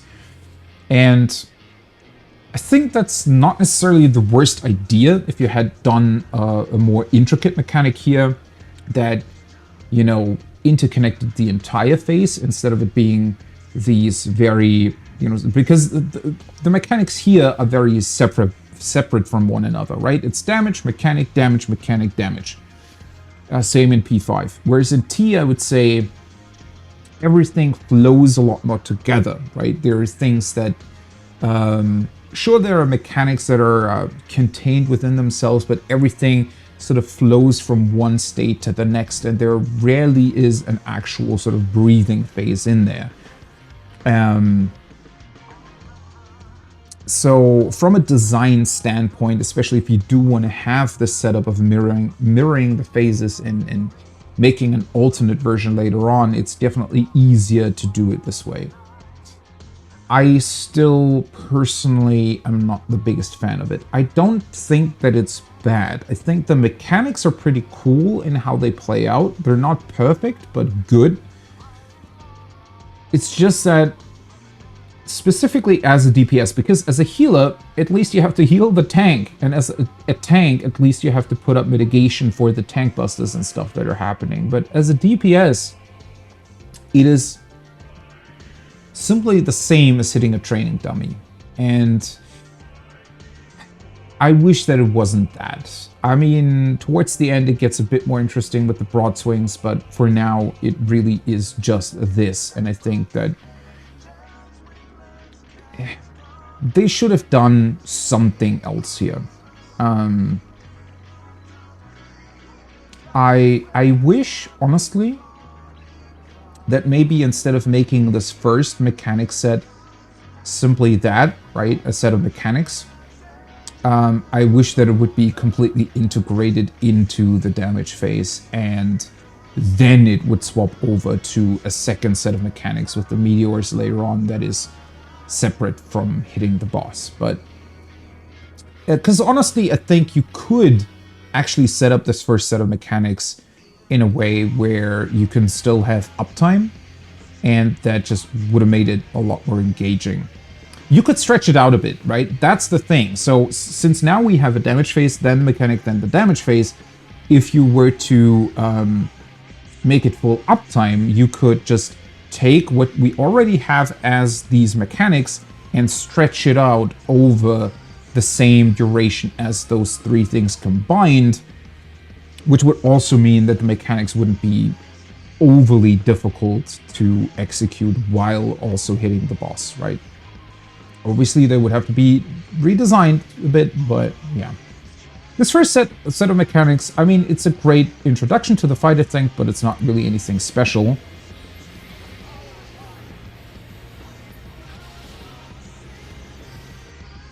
One thing that I'm not the biggest fan of is how difficult it sometimes is to see these guys. So they can spawn entirely random, right? And everybody dashes through the arena, which creates two safe spots opposite of each other. But they can be set entirely random. And the problem is, because they're also outside of the arena, you know, as you can see, I'm already pretty far back here. I'm almost completely to the wall, which is what I always do. Right? I wait for like a split second to make sure that all the shields and everything actually hit me. But then as soon as the boss is untargetable, I actually move out to the edge of the arena here to make sure that I can properly see. And I don't like that. It's not a super big problem with this mechanic. It is a bit more with other mechanics, I think. The fight's overall not that great in terms of, you know, being able to see what's actually going on. I think that this is a bit of an issue. In two different ways. First of all, I think, well, with a setup like this, it's very, very easy with the safe spots are, right? But there are setups that are quite a bit more difficult. Let's say this guy would be over here to the right. And then it would be quite difficult to see what the actual safe spots are unless you have your camera, for whatever reason, turned the way I now have. Which is another thing, right? But I'll, I think, talk about that a little bit later. But the way you set your cameras, as always, in Ultimate's really, really important. And honestly, it's a thing that people throughout the game, especially if you're a bit more on casual level or only Savage rate, have struggled with doing. You know, positioning your camera correctly can be a world of a difference for a lot of different mechanics. But anyways, I'm not the biggest fan of how these guys, you know, charge through the arena. It's not super difficult to see once you get used to it, but it's just unnecessary, right? I'm not the biggest fan of mechanics that are difficult because it's weird to see what's going on, rather than being difficult because they're actually difficult to figure out, right? So yeah, I don't really like that all that much. And then the rest of it is quite fun. I think by far the most fun about this mechanic is the earthquake that's going on. You'll learn pretty quickly going through this that there aren't that many different variations in terms of timing. Obviously, you need to learn the timing, and there are a couple of different variations, which at least that's what keeps it interesting. I think in that regard, this mechanic certainly designed very well. You have 4 different locations you can be at in general because of how the 3 knights spawn, right? Any of the cardinals or intercardinals can be the safe spot.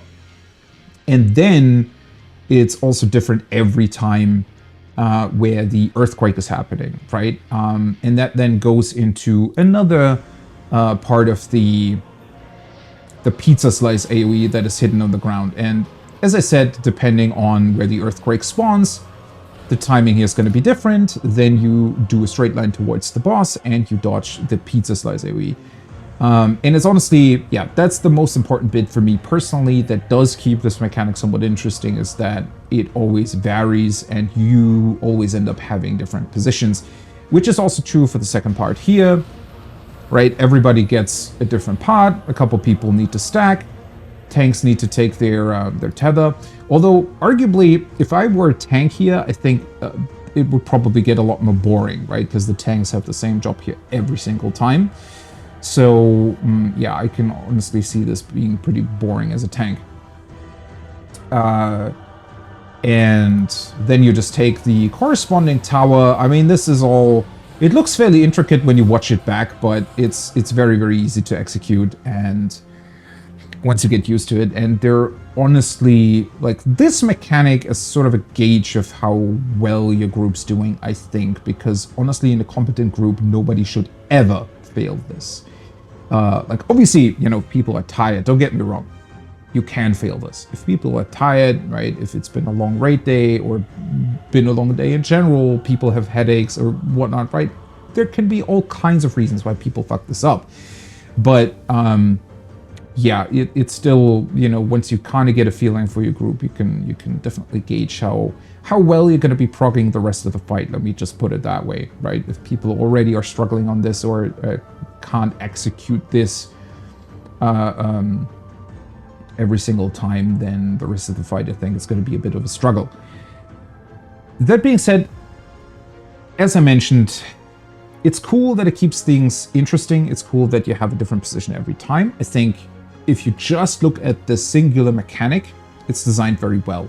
The issue isn't the mechanic. The issue is the boring damage phases before and after the mechanic finished. which is what we're going in now, right? This part of the fight, honestly, in my opinion, is pretty unnecessary. I would... Well, okay, here's the thing.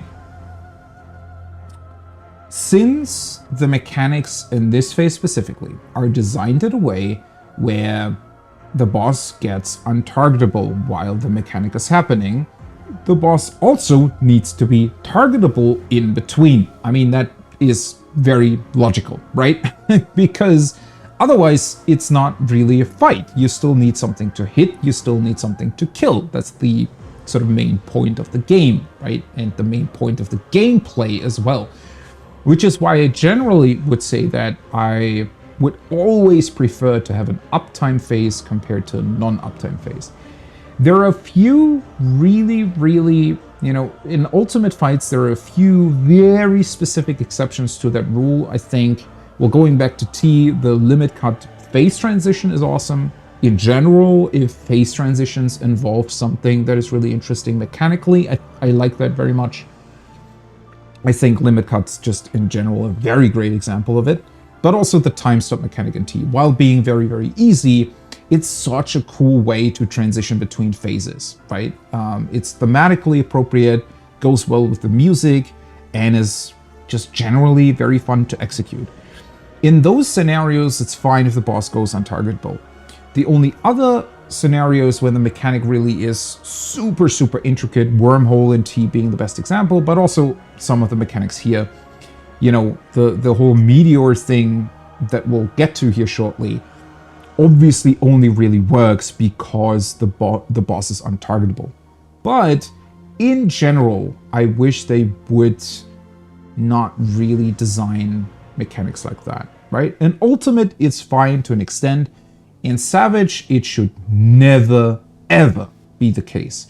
And sadly, they've kind of gone overboard with these mechanics lately. P8 being a great example of a fight that's really bad because of that. Phase 1's good, although for some reason the boss goes untargetable during the knockback phase as well. But the whole high concept stuff in Phase 2 is just horrible. It's super boring.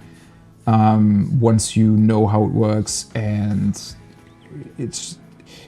I don't really understand what the point of it is, right? Because just running around on the field according to some debuffs, yeah, sure, it's fun to figure out the first time, but once you know what to do, it becomes incredibly boring. And, you know, it's just taking away the gameplay. Literally, right? You're not hitting any buttons while it's happening. So, yeah, what's the point? So I wish they wouldn't really do that. And as you can see here as well, it's also just weird because the mechanics happen, and then there's this phase here where nothing's happening. Yeah, the tanks get a tank buster and whatnot, sure, but especially with Inbones, it's even more trivial than it already is, right? And oh boy, I'm not a fan of that at all. But my screen froze again. Great. I have no idea why that keeps happening. I just don't understand. There we go. We're back. But let's continue with the second set of mechanics here.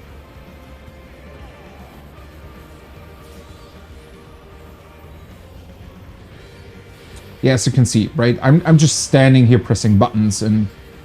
Okay, one more thing that I'll say with this is thankfully, right? Thankfully, even with how simplified Summoner has become, and obviously this is true for all DPS, is one thing that these sort of very short burst phases force you to do is to think a little bit about how you can maximize your damage output, right? Because it's different to a full uptime fight in that regard, right?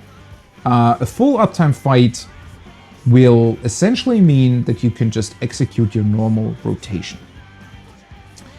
Now, a an incredibly well-designed full uptime fight will force you to swap your rotation around for whatever reason, right? Maybe there's an ad phase that needs to be bursted, or maybe there is, well, like in T, a two-target scenario. The best implementation, probably jackdaws and T, right? Those force you to think completely different about what you're doing, about your rotation, because they're actively forcing you to potentially not deal damage or hold a bit of damage back to be sure to not kill them, right? And those are by far the most interesting mechanics and the best mechanics in terms of engaging with the gameplay and the possibilities that every job comes with. But that being said, at least that is one thing that these very, very short burst phases are doing, is they're making it somewhat interesting for you to execute your rotation, because at least it's not the standard rotation, but you're adjusting it, right? And the first time you go through it, and the first couple of times you'll be there, you know, it's interesting in that regard, because you can still play around somewhat. You can try and figure out different ways of approaching the whole thing, right? Of doing your rotation and change things around here and there. And then you have little stuff like the timing of hitting my shield. You know, those things can be optimized a bit. But overall, you'll figure that out somewhat quickly, especially if you're really, really familiar with your job, and then it's still always the same thing every single time. So it wears off pretty quickly as well. So as you can see, I'm just rushing through my primals in order to maximize my damage output, and then we go into the most interesting mechanic of P2, and a mechanic that overall I think I really, really like, although there is also one major issue that I have with it. It starts off with this, which is honestly just straight up fun, right? It's a bit of a, well, not really merry-go-round, but you need to figure out whether or not to move clockwise or counterclockwise. You need to split into two groups, and then you know, group 2 moves behind the Dark Knight that's on, you know, the top left of the screen right now, and group 1 moves opposite. The Dark Knight's going to jump to 1, then to 2, right? A person has that marker on top of their head, and you need like a setup for your team in order to split evenly every single time, because obviously the markers can be completely random, so you adjust by roll, right? So ranged, melee, healer, tank. This first part is just straight up fun. It's quick, snappy, interesting to execute no matter what happens.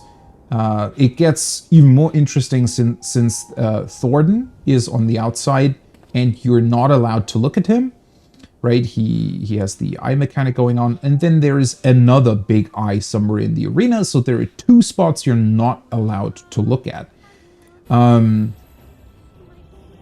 Now in this particular example, nothing's here, so it's, you know, just look straight out.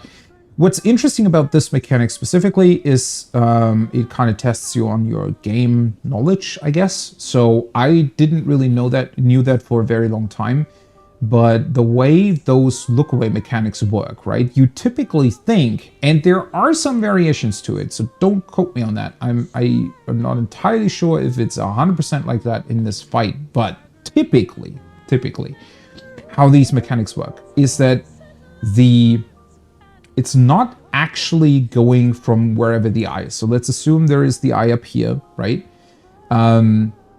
You'd think that there would be some sort of pulse or some sort of programmed, you know, maybe damage that is not really damaging you, but rather just influencing you whenever you look at it. That's going out from this, right? And it's more or less as it's reaching your location, it checks if you're looking towards it or not. That's not how it works. What the game checks is where your character is looking, right? So your character has like a vision cone in front of it, which I think is like 90 degrees in front of your character. And if the mechanics snapshots, right, at the moment it snapshots, whenever there is an eyeball within your point of view or your vision cone, that's when you get hit. And that 90-degree angle is specifically important for this mechanic, because if you don't know how these mechanics work, right, you'd assume that this would be almost impossible, because sometimes Thornton's standing right next to you, right, and you're just sort of awkwardly looking past him. But that already counts because it's only a 90-degree cone, right, which is obviously way narrower than what our, you know, real life field of vision would be. And sometimes you even have to look in between. So it can be that the eye would be here, Thornton would be here, and you can sort of look in between. And if you do it right, it's still possible, even though they're very close to each other. So yeah, definitely game knowledge can come into play here. It's not really a big deal, and you don't necessarily need to know it, but it's certainly a portion that can be important in terms of game knowledge. And there are a couple of other fights. E8 comes to mind against Shiva with the mirrors and stuff. We also need to look into certain directions, and if you do it right, and if you're really skilled at that, you could pull off some pretty crazy stuff with these vision-based mechanics. But anyways, the introduction to the first part of this mechanic, really interesting, really snappy, really fast. I very much like it. And most important bit that's going to be relevant here in a second, this, just like the first set of mechanics that happens, right? Again, the setup is bad. The setup of mechanic damage, that's bad. But the mechanics themselves are really cool, and the first set of mechanics specifically good because they vary a lot in what can happen. Same thing here, although the variations aren't that many. But as I said, also very quick mechanic. One interesting thing to note is, this is a stack. I'm honestly not entirely sure how it works because, well, okay, so stacks have a fairly large sort of radius around them. As you can see here, this is sort of an outgoing effect of the Dark Knight hitting us. I don't necessarily think this is the entire range of the mechanic. It should be somewhere in between, because I think that's what a typical stack size is. So stack marker size, I think, is a bit bigger than what most people assume because of how stacks are typically displayed. It's this arrow, this orange arrow mechanic, and the arrows are placed in a way where you'd assume that the stack area is much smaller than what it actually is, but there is a faint, thin golden line around those arrows that indicates the actual size of the stack, which is very important to know, especially if you don't want to stack for whatever reason, right? Because there are mechanics that require you not to stack. Or to have two stacks that are separate from one another, so knowing where they overlap and where they don't is very important. That being said, what's interesting here is that this mechanic not only involves the stack, but you also need to move because of the explodey balls, right? You do this movement. And as you can see, what happens is that most of the time, the snapshot of the stack is going to happen while everybody moves. And what I do find interesting is that this snapshot works out every single time. So I don't know if they increased the size of the stack here compared to what a normal stack size would be, or if it just happens to work out that way. I don't know what it is specifically, but I've never seen this stack go wrong because of movement, right? Whenever this went wrong, it went wrong for different reasons, but the movement part's always been fine. Even if one person is lagging behind a bit or something, everybody still gets hit. So that's never really been the issue. And I just find that interesting from a technical perspective, that this stack works out every single time, even if everybody's moving at slightly different paces. Which is weird in general. That's the one thing that I do find a bit weird, is that the snapshot of these white balls is very difficult to determine. Overall, it doesn't matter because there is a lot of leeway here, right? The time you have to place yourself correctly in the small safe spots here is very lenient. So it's not an issue at all. it's just kind of strange that it's so difficult to tell the actual snapshot, because sometimes you will be kind of, you know, as I mentioned, when it's been a very long raid session or something, and maybe you're a bit too slow. It's very, very rare that you're actually going to be hit by one of these AoEs. You have to be really, really wrong in your positioning here to be hit by these things, which does make me wonder how exactly they snapshot. It's a bit difficult to tell, and I do wish that it would be a bit more clear visually. But then again, it's also an effect that obviously has been copy-pasted. This is just a thing that's existed before. First appears in the Vault dungeon, I think, and yeah, it's not a big deal. Also just looks funny, right? You always have to think about how these mechanics look the first time you get to them. I do remember, you know, when streamers reached this mechanic, it just looks crazy how all of these balls are exploding, right? It looks unsolvable at first. And I do like that. I think it's pretty cool visually how they explode. I just wish that it would be a bit clearer what the actual snapshot is. But as I mentioned, thankfully it doesn't really, you know, make that much of a difference. It's not that important overall.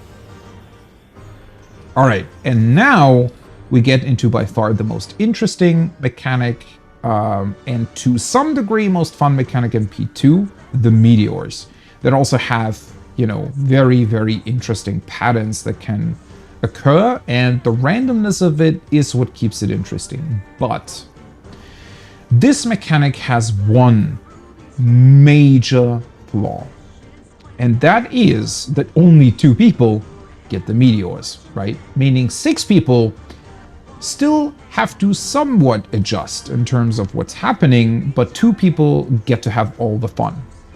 And well, when you're progging the fight, or when you've done the fight a bunch of times, right? It doesn't matter if you're still progging or just re-clearing or whatever you're doing. When you do this fight, you want to have these arrows above your head, because that's when things are fun. As cool as this mechanic is, and as much as I appreciate how many different variations it can have, the problem that you can get a variation where you literally just have to stand, like move once and then just stand there for the entirety of the mechanic waiting for the knockback to happen, not even, you know, having to really think about that, and then that's it, compared to how fun it can be to actually execute on the meteor mechanic, especially with the so-called cursed pattern, if you can do that correctly, which for some reason I actually learned how to do it. I still don't know how, but I accidentally just did it, and now I know how to do it. Anyways, yeah, the mechanic's the most fun when you are the one getting the meteors, and that's an issue. It's an issue that the fun that you can have during this mechanic is so vastly dependent on what kind of roll you're getting. Now, thankfully, you're going through this a bunch of times, so you know, you'll get it. You know, it'll average out, but still, you know, it's a disappointment every time you don't get the meteor.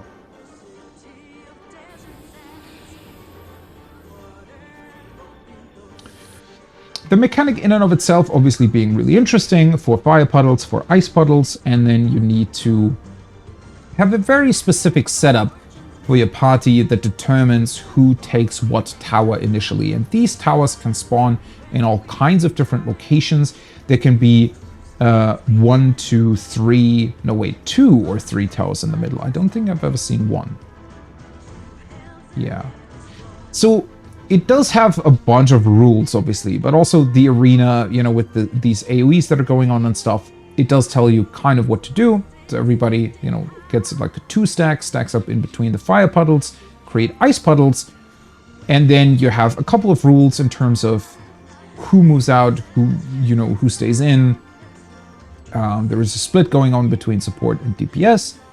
And as I mentioned, 2 people get the meteors, 1 person moves north, the other one moves south, and then we communicate where the meteors are placed to determine whether or not we have a cursed pattern.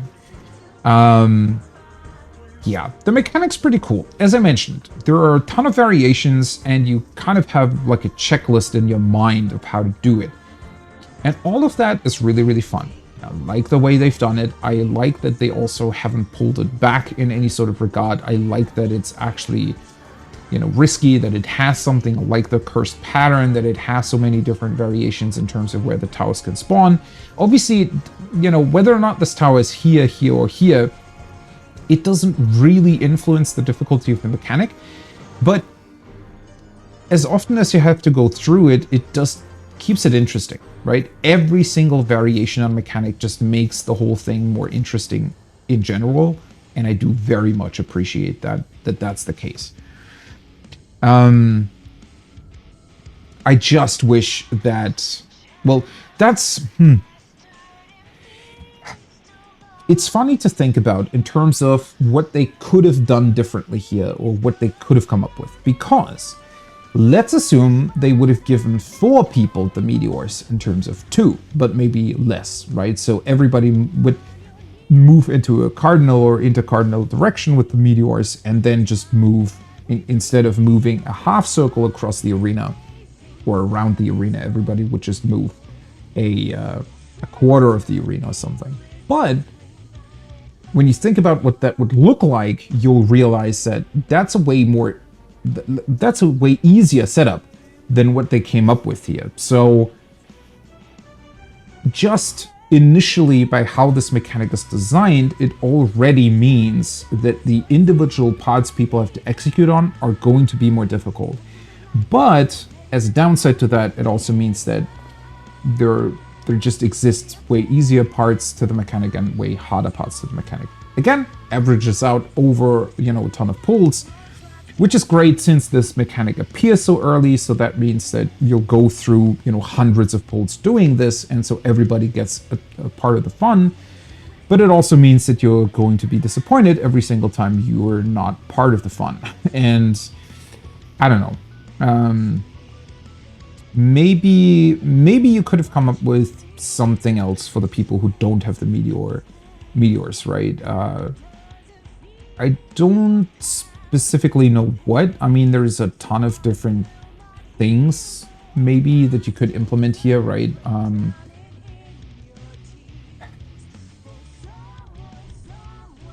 Off the top of my head, I don't really know anything, but there could be other AoEs people would have to deal with. There could be, I don't know, maybe the people in the middle would have to, you know, give a debuff to one another. You could probably come up with all kinds of different scenarios here. They didn't do that. Bit of a shame. The mechanic's fine the way it is, but it just highlights that even a very, very intricate mechanic like this can still result in people kind of feeling left out of the fun a little bit. And yeah, altering this mechanic to make it more interesting for the people who don't get the meteor would, I think, very fundamentally change what this is about, right? It would fundamentally change this idea of having the specific checklist of, oh, you know, did my group get the meteor? Do I move out? Do I move in? Do I move right? Do I move left? Right? There's this entire checklist that's going on, and the mechanic would be very, very different if you were to change anything about it. So I go back and forth on it, right? It can be very, very interesting, can be very, very fun, but it can also be quite annoying. I think comparing it to T once again, I guess in phase 1 specifically, well, there isn't anything that is very similar to this, obviously, but there are those AoEs that everybody has to place while the tornadoes are also shooting small pizza slices at people. Which is also somewhat intricate to execute on in T, but at the same time, it has a lot more rhythm to it, right? That's kind of what I was getting at here earlier, is whenever you have this very straight split of, oh, 4 people are moving out, 4 people are staying in.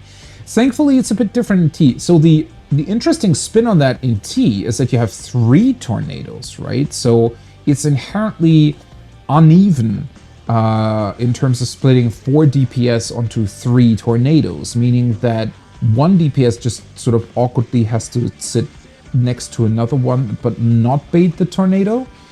I think that creates a very, very interesting dynamic, right?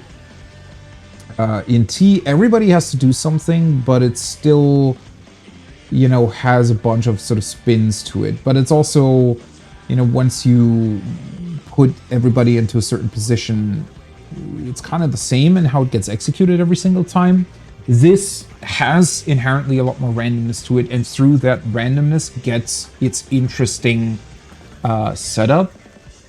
Yet it also means that through this very interesting setup, it can create, I guess, random patterns that are just inherently less interesting than others. And yeah, that in terms of mechanic setup or mechanic design in general, it's I think,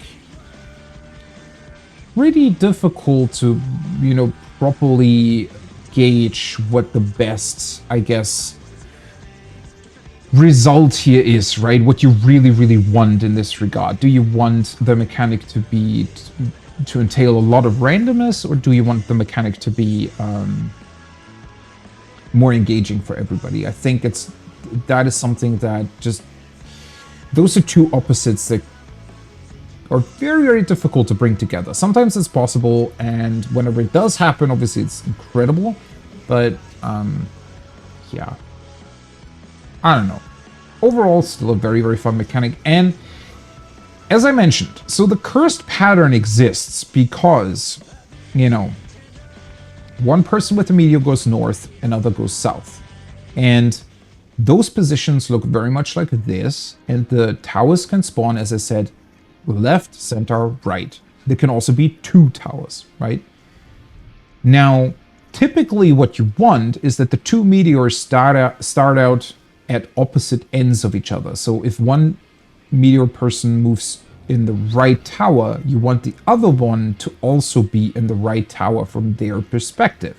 But obviously, if there is no right tower, if there's only a middle one, it's not entirely possible. Now, if it's only one distance to a tower, it's no big deal, right? Because of the movement you do a little bit of a zigzag movement, and that means that you don't really run the risk of being too close to the meteors of the other person to explode them. There is, however, one issue. If one person gets a left tower, the other person gets a right tower, and there is no other way to solve that mechanic, the person that gets the right tower will have very, very limited space to place all meteors within the path from that right tower to where the other person started. Now, the way to solve that is, first of all, the person that gets the left tower obviously stands as much right as possible in their tower. The person that gets the right tower stands as much left in their tower as possible. And then you just run in a very specific way. And as I mentioned, I figured this out kind of on accident. I just kind of tried and it worked out. The way you do it, there's also a macro for it, by the way, an actual in-game macro, right? No third-party shit, but an in-game macro that you can employ that also solves this mechanic. But you can do it manually, and I'm quite surprised at how easy it is. And I think it also is a bit of a testament to the designers of this mechanic that it can be solved this way, and I think it's probably also intended to solve it this way. And that is, you know, your initial start to movement is whenever the tower explodes. So the tower will go off, it'll show you that you'll get damaged, right? It does like 5k damage, is not much. Or 0 if you're shielded, obviously. And it'll also have an animation and a sound effect playing.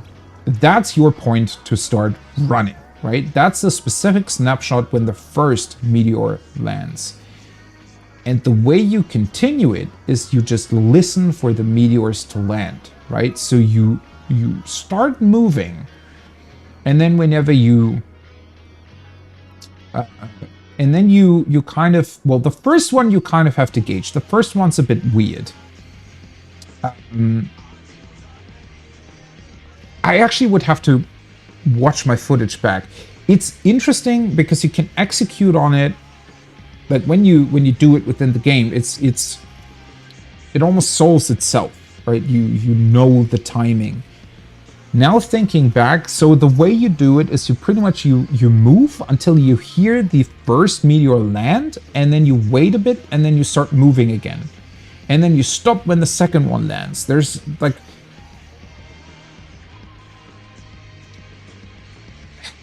Okay, so how do I put that? How do I explain it?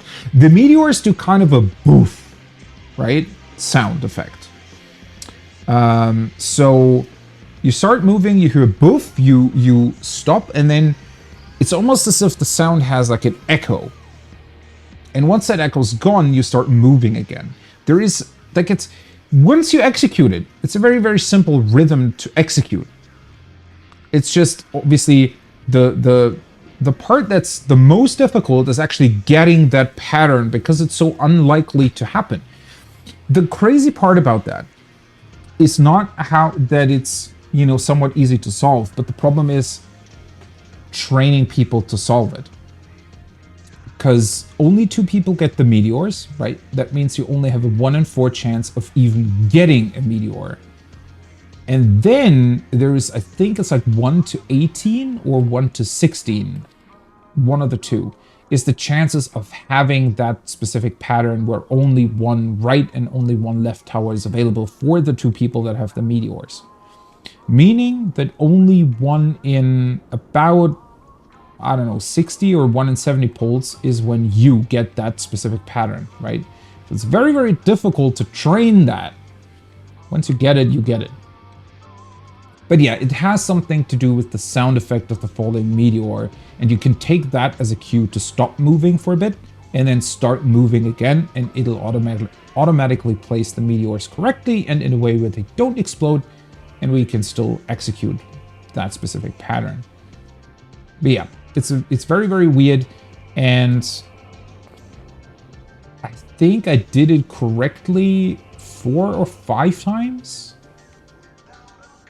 And messed it up like once or twice. Well, we also had, I think, probably 3 pulls where I had the cursed pattern, but we wiped for whatever reason, I think. So obviously I didn't count them, you know,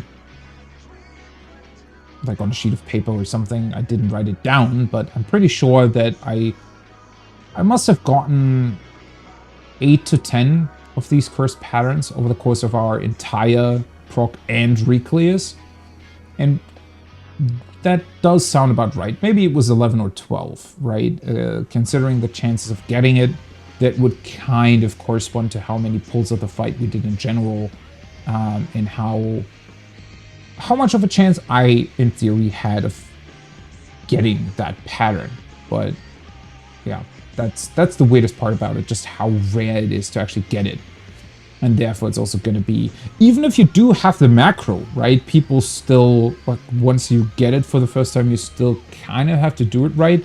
And then there are some other intricacies involved. So for example, in order for our Astrologian to have their star always be on cooldown at the right moment, they actually had to place it during this mechanic.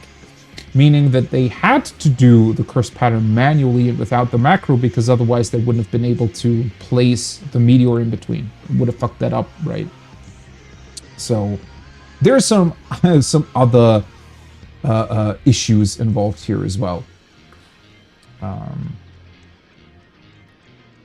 That can mean that it's not that easy to do. All right, there we go. That's phase 1. For the most part. After this mechanics through, you're done with it. Obviously, they also had to include a cheeky knockback. which I think is actually pretty great because the knockback's so different, right? When you're already on the outside, you need to knockback prevent it. When you're on the inside, as you can see, people get knocked back from the inside to their towers, which is pretty fun. I like that because the knockback prevention is something, just like invulns, that I'm not the biggest fan of, right?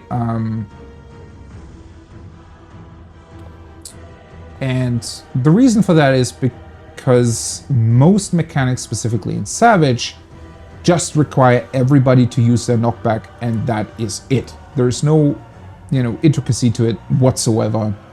Nothing to think about. At least this mechanic presents you with two different options, right? People in the middle don't press it, and the people on the outside do.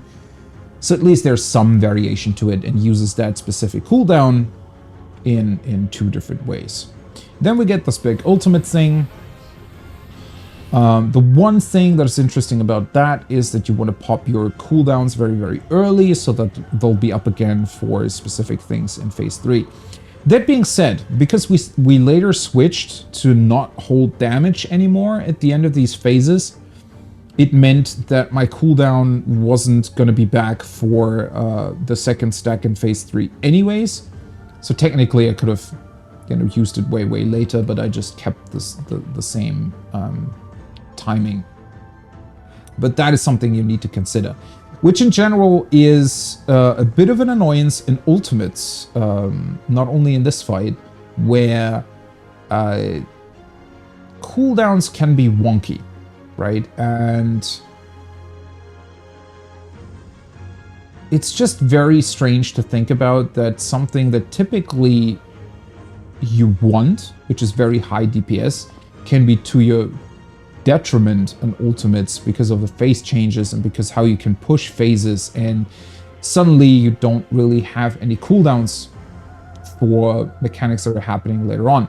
Now obviously you can plan around that, but you have to do that. And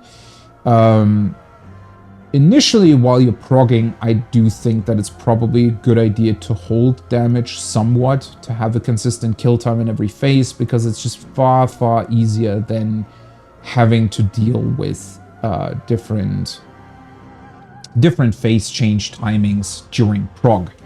I think as much, you want to introduce as much consistency as you can while progging, so that you don't have to think about that as well. And the thing is, as I mentioned, we did change it later on, but that was also possible because we knew our specific push timings, right? So once you know when or how your party will kill certain things, you can then also adjust for that, right? And you can switch things around in a way that makes sense, because you can be certain that things are going to be dead at a certain point. And that does involve certain other things as well. I mean, during proc, we didn't really pot at all. Well, at first we did pot P3, but we ended up, because we killed it so early, we ended up not using pots anymore there. And we only potted, well, basically the last phase, and P6, to be totally sure to kill that as well.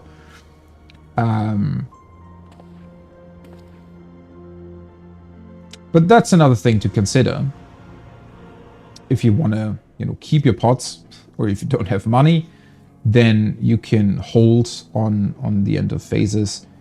If you, don't care about that, and if you can just go ahead and pot, right? And you have to pot, actually, or the way we set it up was that we kind of forced ourselves to pot pre-pull on P2, so that we would have a very specific push timing as well, and could be sure that he was going to be dead very quickly. Overall, I would say that the whole thing with pushing phases and with having to be aware of how your cooldowns work out, another problematic thing for me personally, I think. A little bit of a pet peeve of mine with these fights is that well, as I mentioned, you want to be as consistent as possible while you're progging it when you're going for the kill, right? Once you get to re-clears or pass runs or whatever the hell your group wants to do, it's fine to change things around massively, obviously. But at first, you just want to get the kill, right? You want to get through it. You want to have the kill and be certain that you can do the entire fight before coming up with certain other crazy maneuvers, right? Which,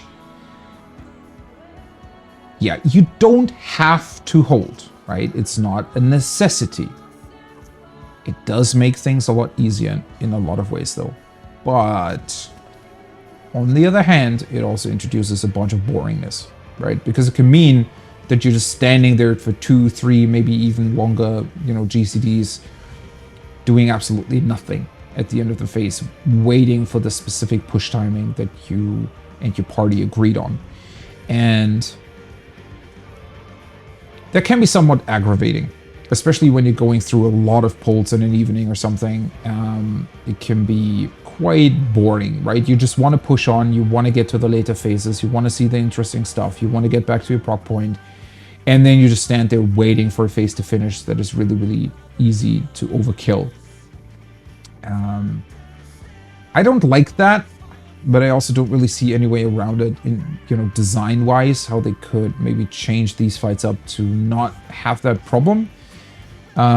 Big part of it is the length, and I honestly do appreciate that they have these specific phases, because every end of a phase and the start of a phase allows you to realign everything, right? Which otherwise, if the fights would have, incredibly long stretches, with very intricate mechanics going on at the same time, without the ability to sort of realign stuff, that would introduce a lot more of a challenge. Now, maybe they're going to do that at one point in Ultimate, but I don't think so currently, at least. So, yeah, it is what it is. It's a little bit of a shame that it has this weird scenario, right, where it just doesn't feel great to have to hold damage at the end of a phase and know that you're just gonna be standing there being a little bored, even though you just want to get back to your proc point. Not great, kind of a necessity, and I wish they would maybe come up with a little bit of a different idea as to how to solve that.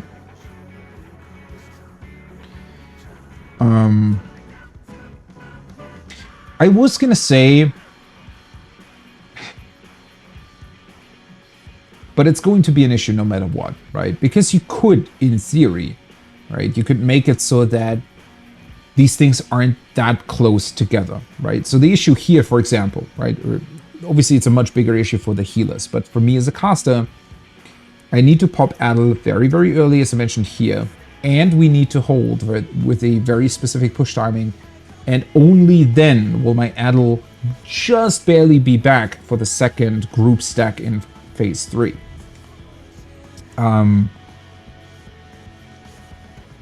Now, in terms of the design of the fight, maybe it would be a good idea to just push that group stack back further, so that no matter when you kill phase 2, it will always be back, or the other way around, push it closer together so that you have no chance of ever getting that mitigation in the first place, because then it would sort of be calculated and it wouldn't be an issue at all, right? It's only an issue whenever you have these problems where it maybe could be used if you're holding, but, do you really want to do that? Do you need the mitigation? Things like that.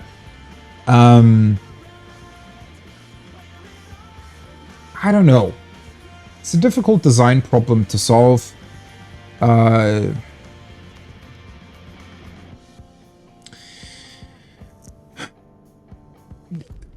And quite honestly, if they would be thinking about that, right, pushing it back further probably would mean that the fight would get easier.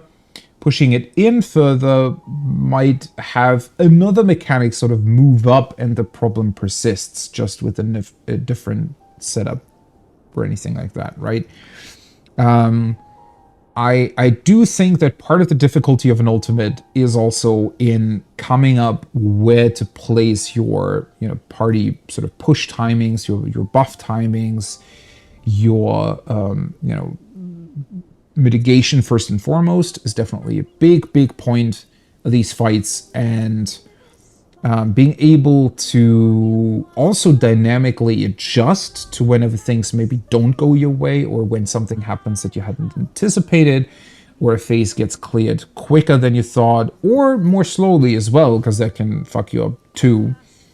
I think that's also part of the skill level, to be able to adjust to that and to be ready for whatever happens in terms of the timing. So I think it's kind of fine how these things are currently implemented. However, I think there is a larger debate that we could try and have about how these mitigations are implemented in the first place, right? Especially considering that we now have, skills as part of the rotation of many jobs that have these stacks, right? Which make it possible to place things in a way more dynamic way without risking to overcap something, or, wait too long to put an ability back on cooldown. So maybe that would be a bit of a possible design idea for the future, to potentially, for example, have 2 stacks of Addle. That could alleviate that issue, but considering how long Addle has been the thing, and in general how somewhat similar mitigation has been over the last couple of years, changing stuff like that so fundamentally might create an issue for older fights. That being said, most older fights are kind of trivial already anyways, without very intricate min item level setups where you also sometimes just remove gear or come up with other different weird things. So yeah, I don't know how, this type of thing could really be changed in a way that would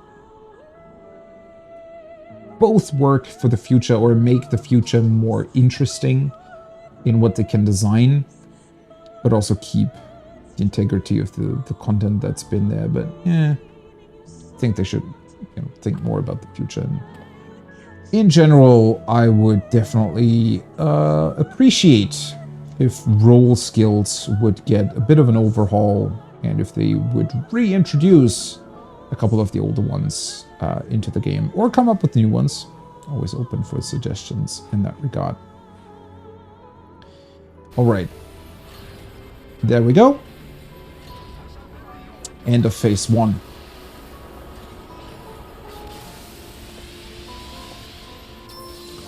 And, well, in comparison to the first 2 damage phases, at least this one is a bit more involved, and it has the cool ultimate ability. It looks visually very interesting. This type of deal I'm fine with, because you could argue that this is almost already part of the phase transition, if you will, right? And it keeps things moving, it keeps things interesting. So this type of thing is fine. Obviously, it's a bit unfortunate that it's the end of a phase that already has 2 other very linear damage dealing phases where nothing else is going on, right? In between the actual mechanic sets. So this would have been, I think, it would also sort of doubly add impact to this moment specifically when the phase doesn't entail, you know, a lot of already boring damage phases. And his broad swing is actually a fun ability, to be honest. You know, keeping track of where he's facing and then moving behind him and either moving to the left or right, depending on where he's swinging, I think is a pretty interesting and cool mechanic. There we go. As you can see, we had to hold damage a bit. Make sure we killed him round about here. So I always waited round about where the TH of etheric is on the cast bar to kill him, because that would line up my primals perfectly for phase 3. And in phase 3, it's, I would say, well, now I'm so confident in it that I could do my rotation, I think, kind of in any way I want and still be fine. But specifically during proc, you want to know when to use what in phase 3. And therefore it's very, very important that you know what kind of resources or things you can take into phase 3. And being able to very, very comfortably clear phase 2 also means that you can take resources with you into phase 3, which is generally something you want to do in Ultimate, is kind of, you know, just go ham on a specific phase, and as soon as you realize, oh, I can maybe, you know, keep a couple of resources for the next phase, you kind of move it along, right? And over the course of the fight, you'll realize at what points in time you want to do that or don't want to do that. And the interesting part is, right, later on, when we had already cleared the fight and we changed stuff around, I actually went back on this, right? So while we were still waiting for our first clear and during all of proc, I always kept my 2 Festa Snakes for phase 3. Now, I'm a summoner. This isn't really much of a difference at all in terms of damage. But if everybody does it, it does add up, right? I did go back on this when we changed our push timings, because we wanted to clear phase 2 really, really quickly, and we're so comfortable in clearing phase 3. I mean, we can literally clear it before, or could literally clear it before it's even possible to clear it, which means the boss just remains at 0.1% HP, and you kind of have to wait for it to fall over. Means that, you know, there's no requirement whatsoever to keep any kind of resources for phase 3, because we were so comfortable in killing it. But, as I said, mostly because of the movement that is required from you in phase 3, you just want to know the specific point at when you have, or at when you're at specific points of your rotation, to be super, super sure that you can actually get through the stuff and clear it, right? All right. That being said, I knew that this was going to be difficult. I honestly would really, really like to go through the entirety of the fight. And I had originally planned that, and I would, as I mentioned, I would really like to do it. The issue being, I'm not feeling that great, to be entirely honest. I'm feeling a bit like shit. I think it would be a good idea for me to, you know, maybe cut this short a bit. We're through phase 1. I hate to split this apart, but I think it might be a great idea, and I'll just continue tomorrow, honestly. I'll just do a quick little fun stream tomorrow where we'll go through the rest of this, the rest of the fight, discuss, you know, a couple of things that are great about it, a couple of things that are not so great about it, and I just keep this going as, you know, a bit of a, or maybe I'll just add it to other streams as well. I don't really know how to do it, but looking at the fact that I would probably need at least another 2 hours to get through this, maybe even more. Yeah, sorry, but my body currently just isn't going to be doing that. Anyways, it's still just really, really fun. It might also be something I just come back to from time to time. I know that I mentioned going through this fight and sort of reviewing it probably 5 or 6 times already, so I kind of hate to constantly be going back on it, but I just...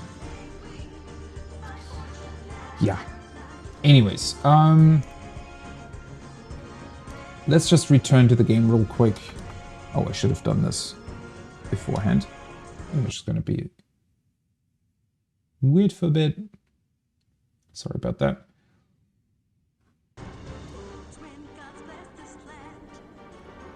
There we go. It was a long stream. Not as long as I had planned it to be. That's fine. What the hell is happening? What are my monitors doing? That's weird.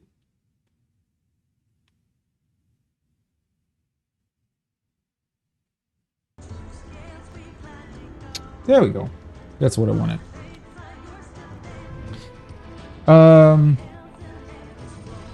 God, I love this music.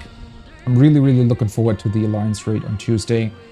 I can't promise to go live just for the review of DSR as much as I would like to. I do need to do some PvP still tomorrow to get the mount that'll be going away with the new patch releasing. I just don't know if I'm going to be streaming it. I might just take a chill day, as I mentioned, because I'm not really feeling all that great. And I want to be ready for Tuesday. I want to do a long stream there, so we'll see about that. Either way, it's been a great evening. Even though it's been a bit of a weird one since we didn't actually clear today for whatever reason. I don't know. Bit unfortunate. It is what it is. But anyways, that's been DSR. It's really been a long one. Well, it's been a long one because we did re-clears over so many weeks, right? The initial clear happened, you know, what, 5-6 weeks ago?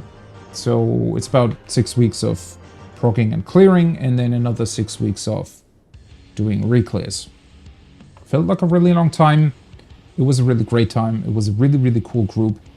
I appreciated being a part of that. It was a lot of fun. But now I'm going to be moving on.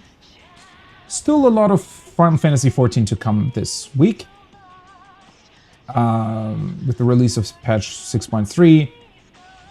On Tuesday, we're going to be doing the Alliance raid first. After going through all the quality of life changes. Before the servers go live, I'll go live with the patch notes. Do a quick read and skim through them. See what interesting tidbits there are. Maybe things that I hadn't seen yet. Discuss that a little bit. And then we're going to be going into the game. Going to be doing everything but the main story on Tuesday. And then fully focus on the main story on Wednesday. Potentially also, since the new trial is going to be part of the main story, I might be going into the extreme version Wednesday evening or something and take a look at that. And then on Thursday is definitely going to be more Demon Souls, which I'm also very much looking forward to. And that is also the reason why I think I'm, you know, I love 14. I'm still going to be returning to it, still going to be playing it off stream anyways. But I do want to focus on other games. Not only on stream, but sort of for myself. I think, you know, one thing that these ultimate evenings have shown me is that I do want to have at least a couple of months in between until 6.4 and the next Savage tier, where I just have, you know, whole days dedicated to other games and other interesting things instead of being, you know, as much fun as it is raiding with other people, it can be exhausting to do it for a very, very long and extended period of time. Because it is something that you always have to return to every single week and, you know, 3 times a week, 4 times a week, depending. And you know, even with great people, just the time commitment can sometimes be quite exhausting because it's, you know, a time in the evening. It's a time where you can do other stuff, where you can focus on other games, focus on other interests. So yeah, having a bit of a break in there at certain points just, I think, is important to then be able to return to raiding N14 with a blast and just having fun. So yeah, that's going to be DSR. Looking forward to 6.3 and other things. Divinity, going back to Divinity, going back to Demon Souls, and then a lot of other things that I've planned to. Have a great rest of your night, morning, day, evening, wherever you are. And I'm going to be seeing you. Bye-bye.